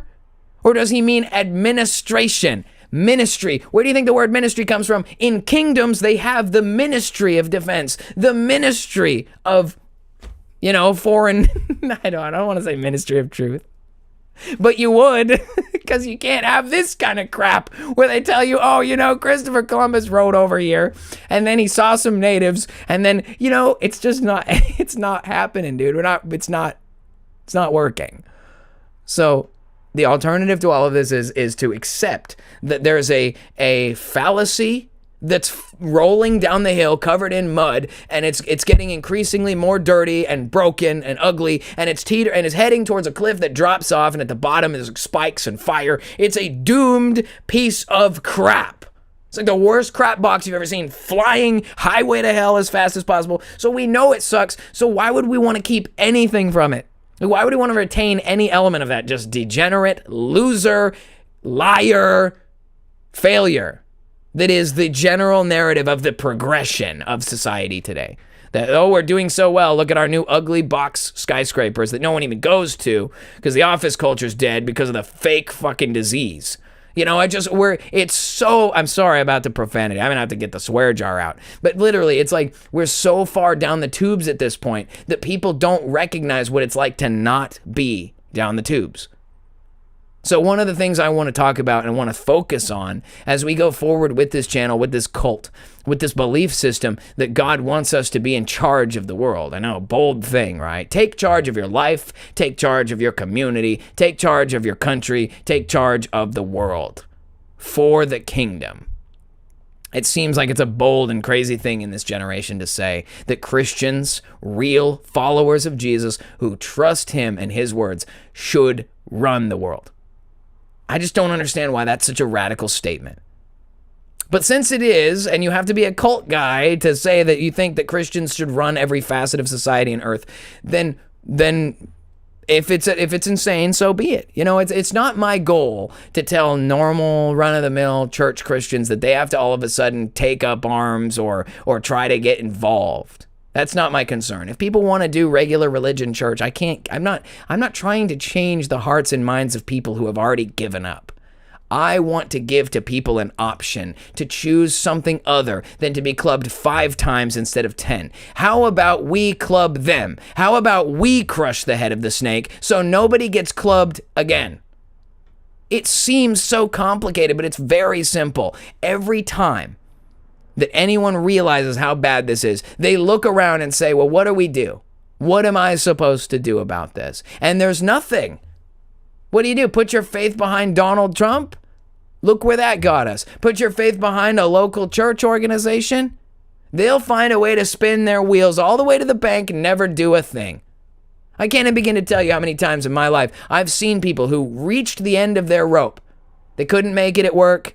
The relationship didn't work out. the drug addiction, ruining their future. You know, these people, just like me and you, get to the end of our rope because we realize we can't make it in this world. It's doomed. You're never gonna win because it's designed to destroy you. It's designed to make you fail. So you get to the end of your rope and you're like, man, where do I go from here? I need a different rope. I need to go a different direction. I'm at the crossroads now. Can I keep going down this road? I can't keep going down this road. My life is ruined. I can't go left. I can't go right. All these options going forward are impossible for me. Where do you turn to? And people need to know that there's another way to turn. And I've watched people, they get off drugs, they get clean, and they're like, I want to pursue God. I want to have a higher purpose for my life. And they start going to church and they get taught religion instead of truth. They get taught attendance instead of dominion. And that robs them of the real truth that they were almost there to get. They were so close to real liberty. You know, Jesus Christ says, you'll know the truth and the truth shall set you free. What is the truth and what does it set you free from? The truth is that you were fearfully and wonderfully made by God. You were designed to rule and reign in this world under Christ in his perfect kingdom. You were designed to carry a modicum of authority in the world that is designed for you by God. He has delegated his authority to the body. To some, spiritual gifts are given of some variety, and to others, spiritual gifts are given of other variety, and our strength comes in our unity. If we all understood that we were meant for more than this, not just for ourselves, we should all have a better life, a better car, more time with our family. We should all have a better life, period. But we should have more of an impact on ensuring that other people have a better life. Not just because we could do so much better if we had palaces, but because everyone should have a palace because there's more land on earth than anybody knows what to do with. There's more dirt and more bricks and more stones and more crystals and more diamonds and more gold and more oil than you could possibly imagine because they've been lying to you the whole time.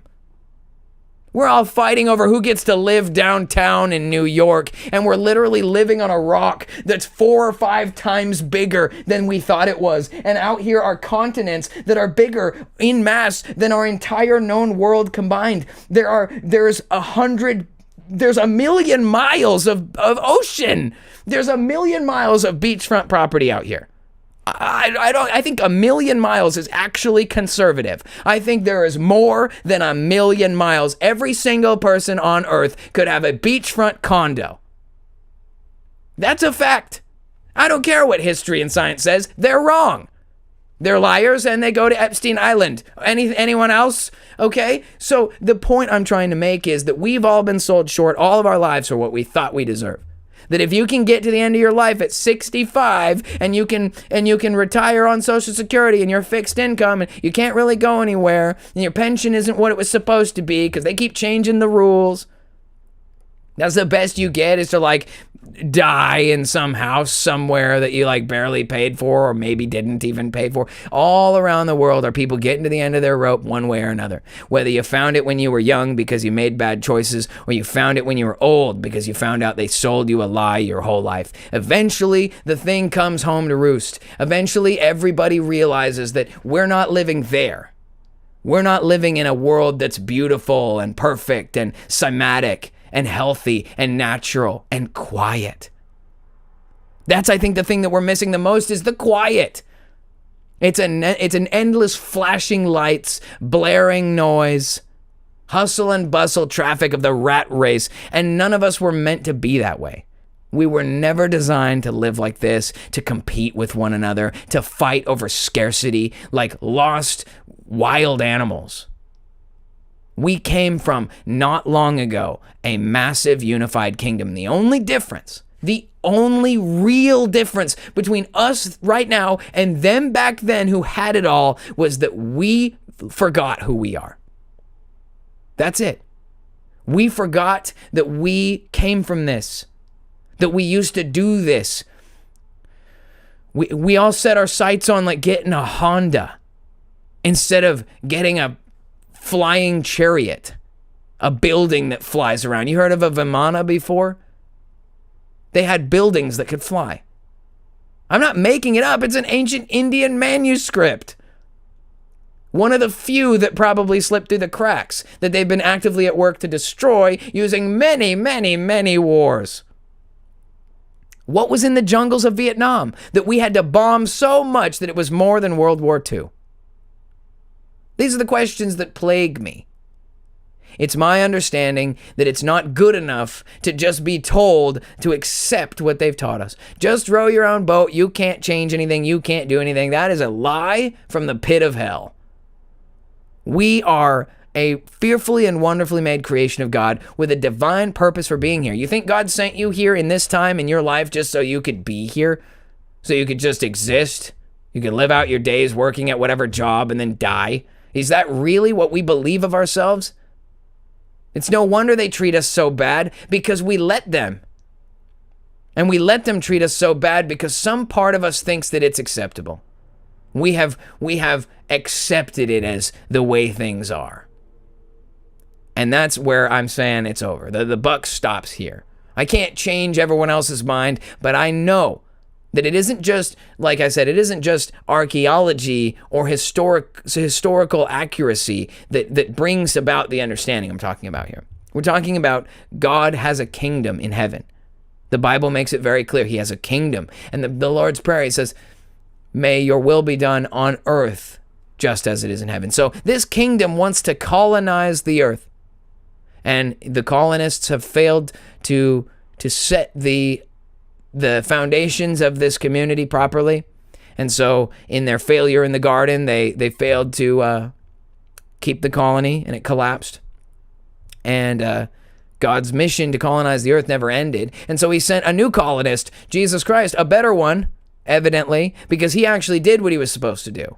He didn't divert and go eat fruit and explore other ideas. He didn't get tricked into being like God. When Satan offered him the kingdoms of the world, he said no, because he knew that he already had them as his inheritance. He wasn't going to be sold a lie like Adam about inheriting something he already had. And so Jesus came to fix that, and Jesus succeeded. That's what Christianity is. Christianity is not believing that your sins are atoned for. It's part of it. But Christianity is believing that Jesus Christ was speaking the truth when he said that he would return in the generation in which he spoke.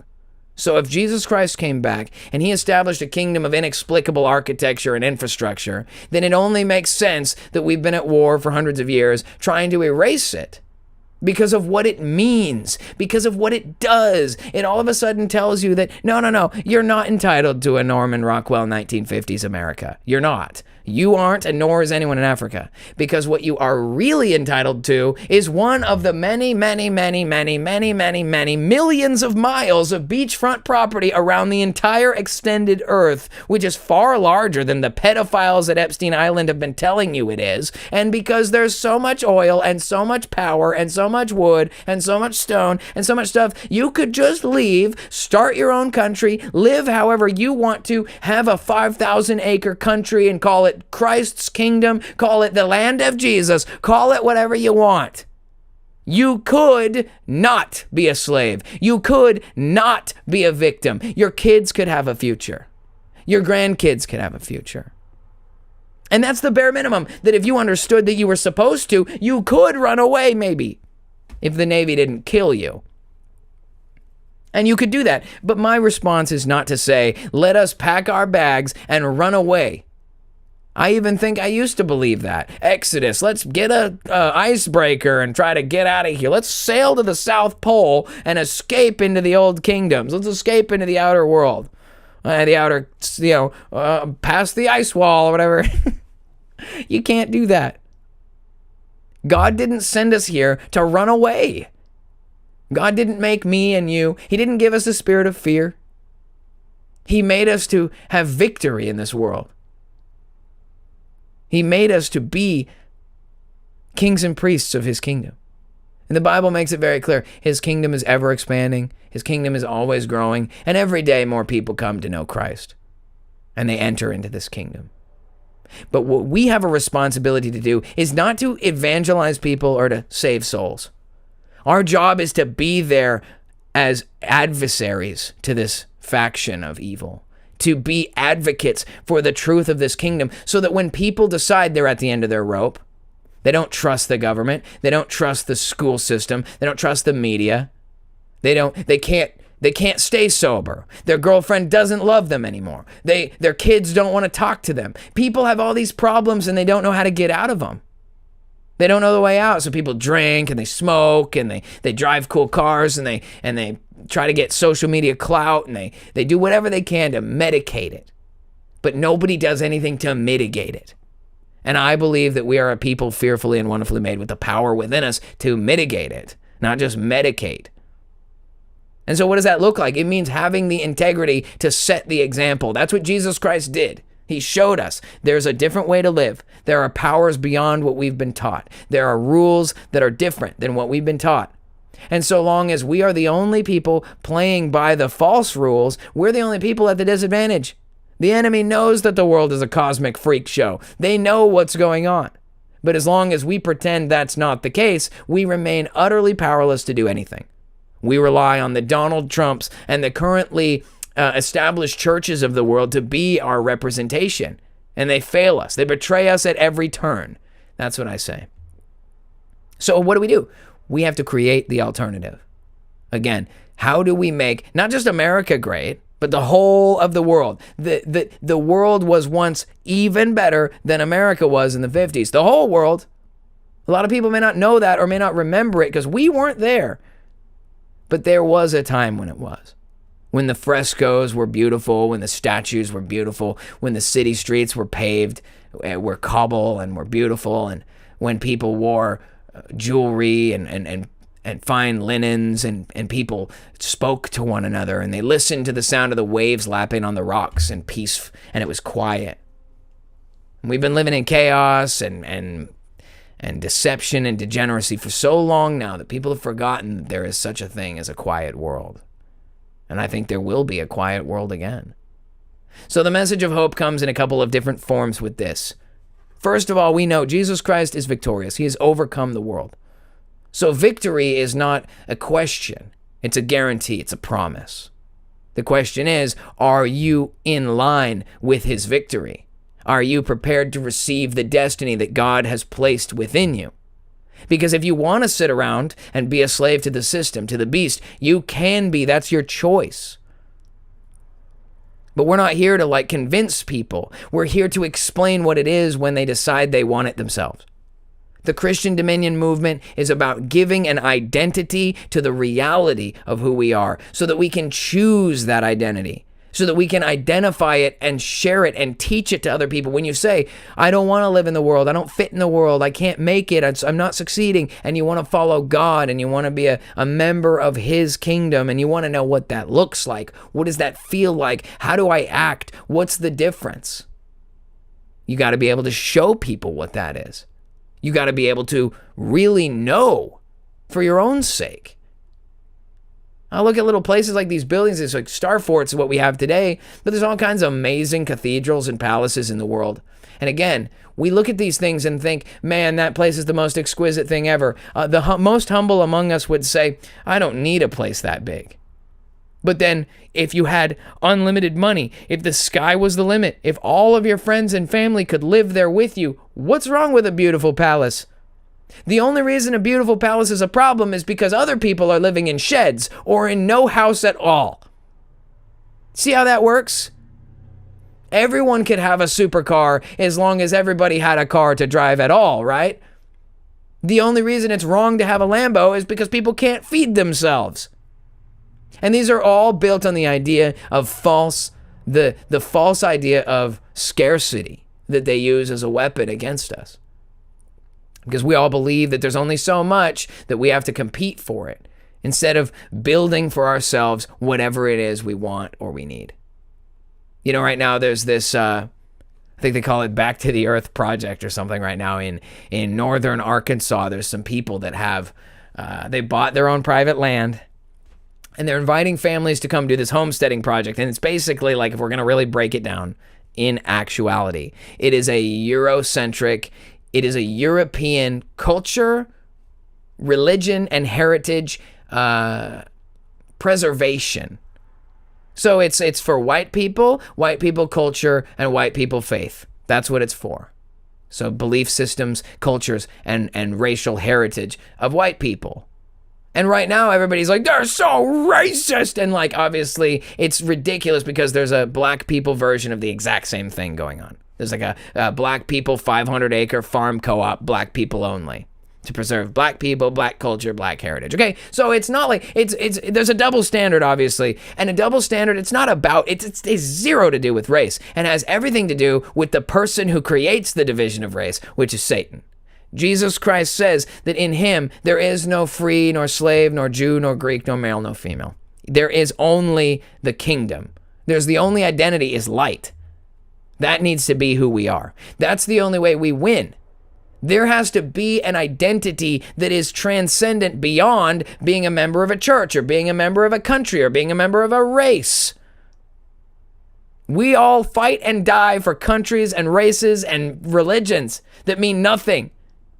So if we can fight and die, if our kids can sign up to go to war in the Middle East to preserve this fraudulent $40 trillion in debt, pedo island operated piece of shit, warmongering, horrible country. I don't even care if it's the 1950s, Korean War, 1960s, Vietnam, 1970s, still Vietnam. It doesn't matter, pick an era, they've got a war, they've got their bodies, they've got their lie, they've got their BS, and it still goes on and on and on. And the reason it goes on is because nobody has a choice.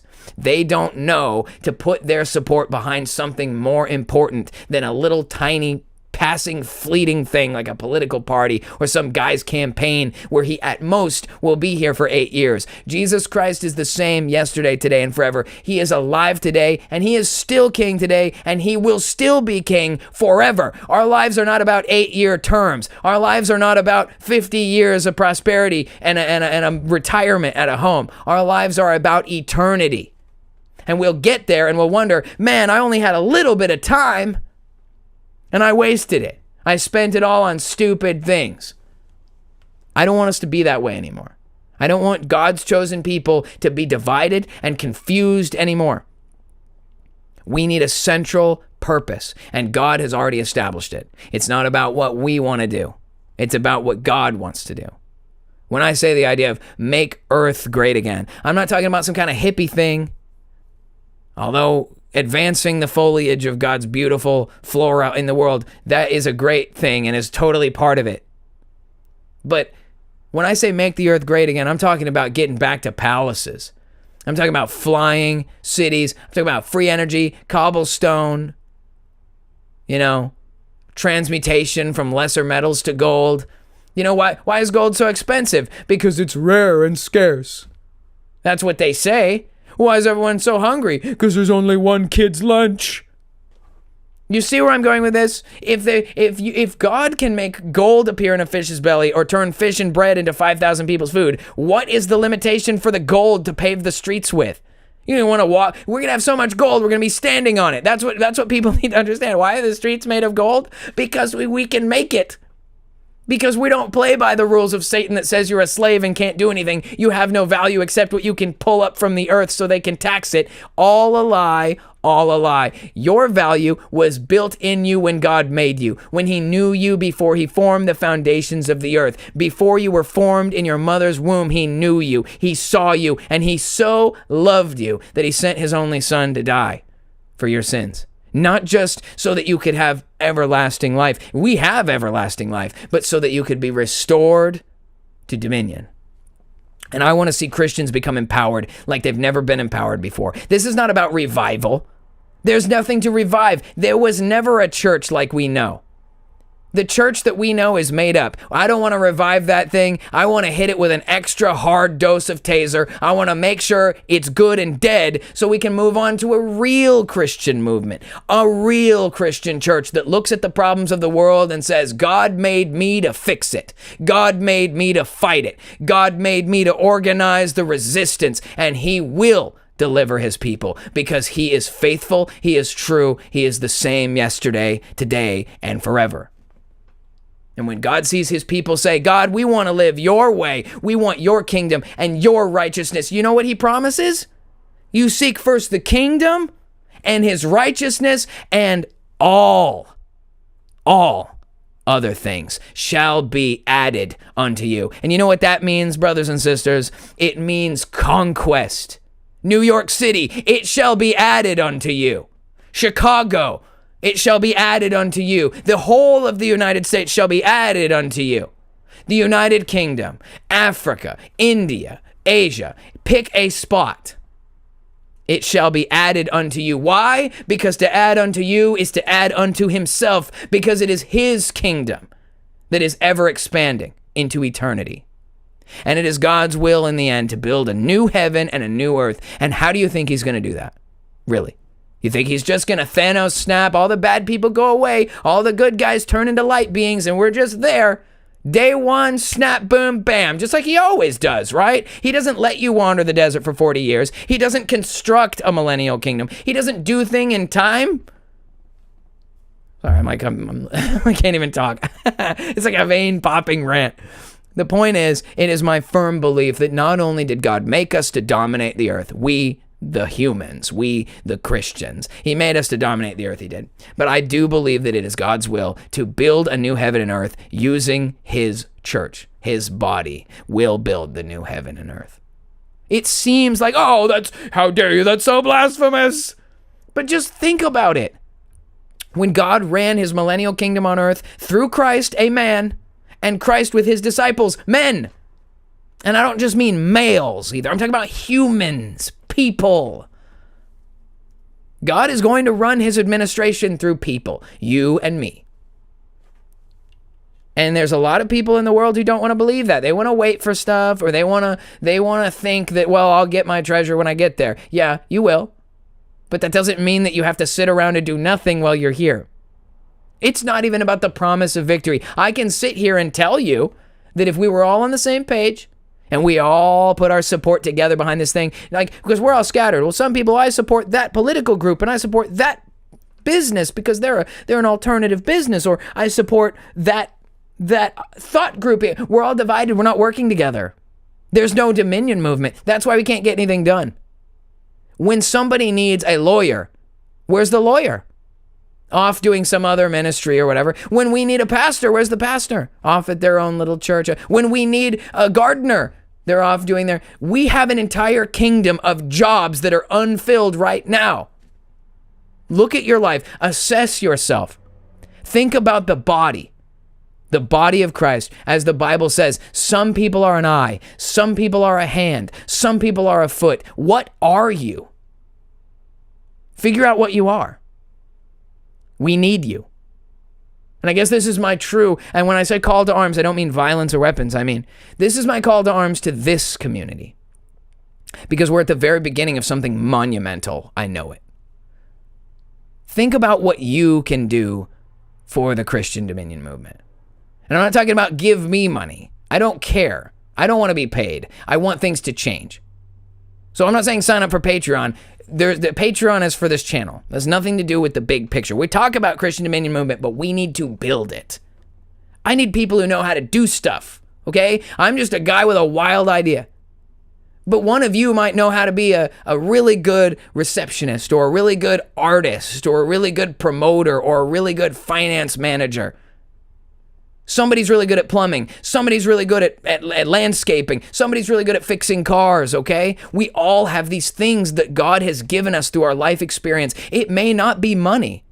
Somebody might have money, okay? That's what God's given you. Think about what God has given you.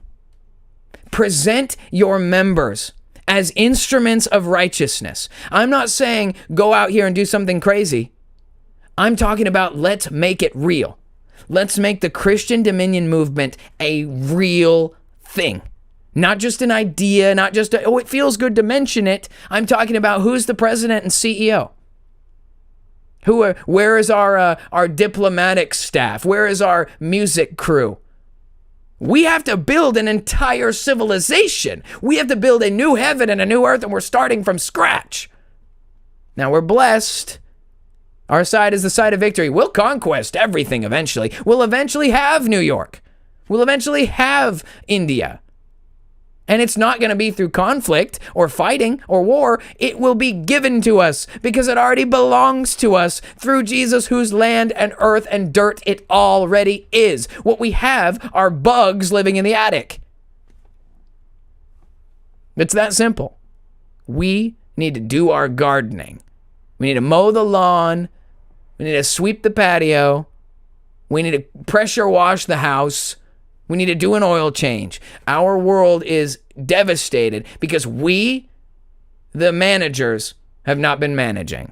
We've been allowing heathens and Satanists a far too long period of time to just walk around all willy-nilly doing all their dumb, unfounded, nonsense degeneracy. And it's time for adults to enter the room to crush the head of the serpent, to restore righteousness and order to the world, not because we want to be rich or have palaces, which we deserve and will get, but because all of these people deserve it. I don't even care if they're an atheist. Imagine the loyalty of an atheist who watches the world turn to glory and honor by Jesus's people. Let's reprogram the minds of the heathen so that they can understand who the true king of the universe is. What are the two sides of this division? It's not about preachers and molesters in the church. That's who all the atheists think Jesus is all about. We got to crush them too, because that's also the serpent pretending to be the followers of Christ. So what do? We have to consolidate our efforts. It's like I said, God has given you and me and all of us something. It may not be a lot. And right now, we may not be able to do much. But we have to figure out how we can present ourselves as useful. And I can't think of a better way other than to try and actually, not even try, to succeed in legitimizing an actual organization that we can then get other people to join and participate in. It's something like this, right? Okay. So there's this guy, I brought him up at the beginning. He reads off what happens to the prisoners as they exact their own justice in the fallen state of the United States, and all the disproportion that a very horrible criminal gets the sentence he gets, but then the justice is expected to be carried out by other criminals who somehow, in their weird sliding scale of morality, decide, well, his crimes are worthy of being stabbed to death, but my crimes, it's not quite the same. I only just beat and killed and robbed grown men. I didn't attack children, so I'm not the same. You know what I mean? It's like the bad guys are deciding justice at every level of society. So I can promise you that this guy who wants justice in the world would rather have justice come from justice instead of from bad guys just doing more bad guy stuff and stabbing each other in jail. Is that victory? Well, yeah, he needed to go, but we had to let another bad guy do it because the system preserves evil. Come on, dude, it's laughable. Almost everyone you talk to, whether they're Christian or not, would say, yeah, it doesn't make sense that everyone just gets away with crime. It doesn't make sense that our money just ships overseas. It doesn't make sense that Pelosi has 2 fridges full of fucking wine and ice cream. I'm sick of this, dude, and everybody knows it. At this point, this Epstein thing has primed the population of the earth. If all of a sudden there was a, we're not taking it anymore movement, I think you'd be surprised how far that would go. Because it's not centralized on some church trying to get more campus locations or trying to get more salaries for their staff. We don't do this for a salary. We're going to be dead soon. We're going to go to judgment. Who cares about how much money we have? We have to change the world. And I'm not talking about evangelizing people. They've tried that. Trust me. Missionaries have been traveling all over the world trying to convince people to like Jesus. You know why people don't like Jesus? They don't see his influence in the world. They just hear stories from people who don't live it, telling you about how, well, this is what they did. How about we show the world that we really believe him? Let's get some faith the size of a mustard seed. Let's move some mountains around. Let's put God's word to the test. Let's put God to the test. And I'm not saying tempt the Lord. I'm saying let's act on his promises. Let's step out in faith. When he calls us out into the ocean, we walk out on the sea. We can walk on water. We can duplicate fish. We can raise Lazarus from the dead because Jesus Christ said, you will do greater things than these. We will. I can't convince everybody. I'm not trying to convince everybody. They will be convinced by him through his success, through our success. So if we want to make the world a better place, we want to go back to a time when things were beautiful and things were good and people had food. We can do that. We can get back to the best time that the world ever experienced by becoming the kind of people that lived in the world during that time. The kind of people who knew who they were and why they were here. What we were really meant to do with our time. It's like I said, some people are fighters. Some people are singers. Some people are workers and some people are thinkers. We all have something to contribute to this movement. We all have a job to do. And right now, the employee roster for the Christian Dominion movement is wide open, now hiring kingdom citizens for Dominion. I'm just putting that out there. I'm legitimately serious. If you don't take me seriously, I recognize that. I understand it. I respect it. But we're very soon going to be like, do you do what you do for a living? You like doing that? Why don't we do this for a living? We can get the money. Money is not a problem. Food is not a problem. What God's after is your heart. He has all the resources. Everything needing to be added to you, he'll give you if you got your heart right to seek the kingdom and his righteousness. How can we have his righteousness if we don't have the kingdom? If we don't have dominion to enact his righteousness? You can't have laws on the books when you don't run the law. Again, I think that it can be done, and I think that it will be done, and I think this is the crossroads for all of humanity right now. Are we going to continue down the road of slippery slope, continual degeneracy and destruction? Are we going to try to bank to the left, bank to the right, all roads leading back to Rome, to Babylon, to the satanic degeneracy empire that is progressing every day? It progresses more every day. Is the solution to just do what we're already doing? It just seems so dumb. I'm not going to sit idly anymore. And this is not going to turn into some sort of, I got so mad that I turned into some sort of a statistic. That's ridiculous. We win. We win, they lose. Let me ask you, do you want to work for this thing? Do you want to, if you fix grass, if you're a landscaper, would you rather landscape the kingdom? Right? Like, if you're someone who's like a good secretary, would you rather pick up the phone for the kingdom? Christian Dominion movement. This is Khan speaking. How can I help you? Oh, yes, we'd be happy to absorb your massive donation. And where are you coming from? Oh, excellent. Well, make sure and send some representatives out there to accost your local government. Thank you for your contribution. Would you like to join our whatever program? We'll send you a seal or whatever that you can put on your YouTube videos and stuff that says you're officially part of the thing. Great. Oh, so you're an official supporter. Welcome to the resistance. Welcome to the kingdom. Thanks for being here. It's not that hard, guys. All day long, churches and secular corporations are raking in money, operating as an organization. They have offices, they have staff, they pay taxes. They're like a legitimate thing. Ministries and corporations. It's time to become a ministry corporation. It's time to become the Christian Dominion movement for real. It's time to make it happen. So I'm going to be working with some people closely in the near future to start actually formulating a legitimate organization. And so I think that you all should spend this time in the next few weeks and days considering your life and where you're at. What do you have to offer the movement, the people, the kingdom, the Lord? Not me. This is not about me. As far as it goes, we're extremely lucky that this is a leaderless feat. I don't need to tell you what to do because Jesus Christ has already paved the way. Jesus Christ is the way, the truth, and the life. It doesn't matter what I do or what I say. He is the only one who has the final say. He is the one who has paved the way. So no matter what I say or do, no matter how short I fall of his expectations, don't let me be the deciding factor about what you have to do. This transcends me. It transcends both of us. What we have to do is the will of the Father. And that's not the same for everybody, but together we can do it. Together we can be a force of change in the world for good, for the kingdom. And I promise you that the more we work, the more it will affect the world. When people realize they don't just have to sit here anymore, that there's something that they can contribute to, that's something they can be a part of. You know, it's like if I'm out here working, I do maintenance, right? I clean things and fix things. And I always say to myself, and I pray this a lot, God, you gave me these skills and abilities to solve problems and to fix things and to build things and to put things back together, to restore things. You've taught me how to do this. Why? Why did you make me someone who knows how to see the world from this perspective that it can be fixed, that it can be brushed off and made beautiful again? Why did you make me like that, God?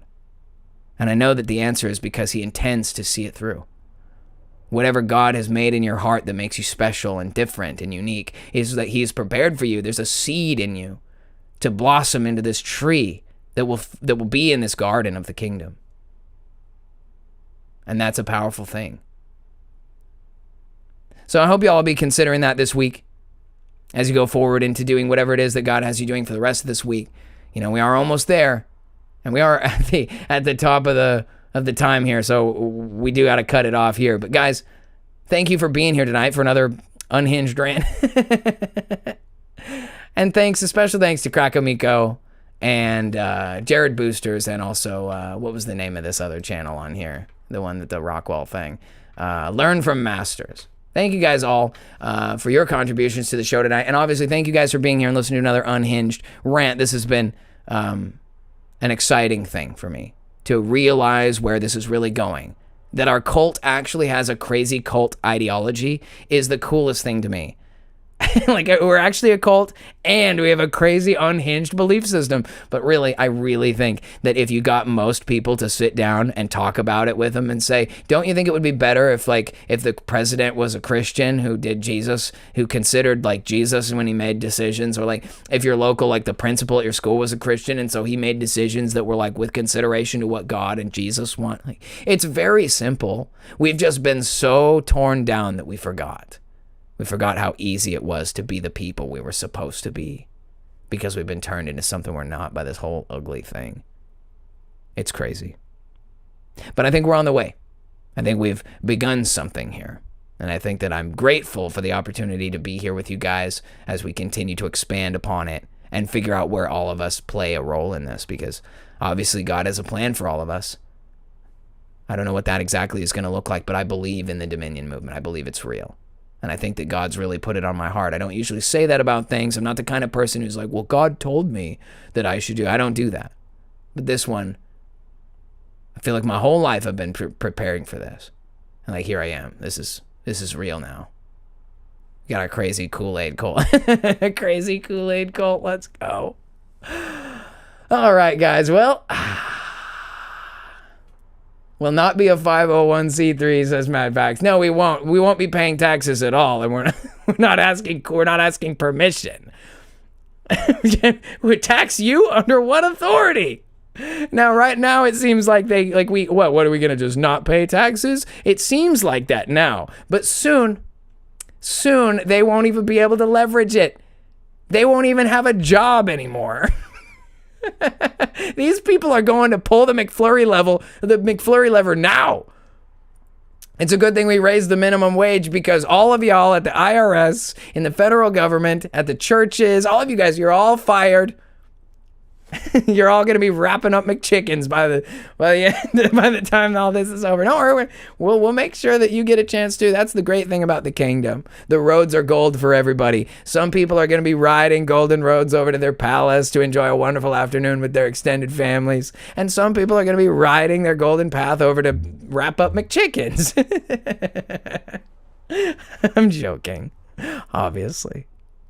Guys, it's been awesome. It's been a really good time. You are listening to the Main Character Podcast, Level 53, made possible by the Cult of Con. That's you guys.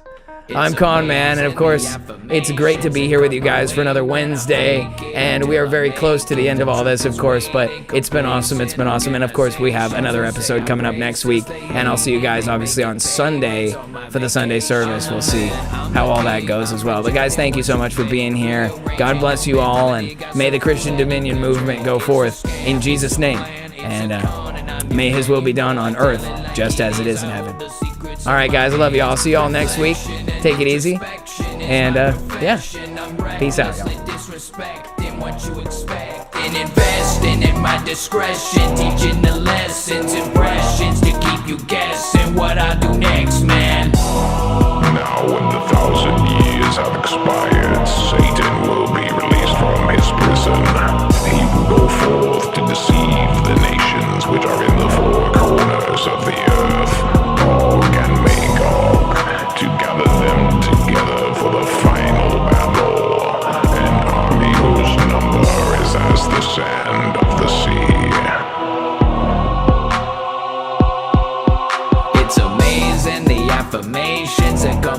way when I fake it until I make it. The truth is waiting, complacent organizations. They say I'm racist, they hating, they making payments on my vacation. I'm the man, I'm the king, I'm rejecting what you think. Rearranging your mentality, got some Kool-Aid you can drink. It's a scam, it's a plan, it's a con, and I'm your man. You know I tell it like it is, I hold the secrets in my hands. Reflection and introspection is my profession. I'm recklessly disrespecting what you expect and investing in my discretion, teaching the lessons, impressions to keep you guessing what I do next, man. I'm the man, I'm the king, I'm rejecting what you think. Rearranging your mentality, got some Kool-Aid you can drink. It's a scam, it's a plan, it's a con, and I'm your man. You know I tell it like it is, I hold the secrets in my hands.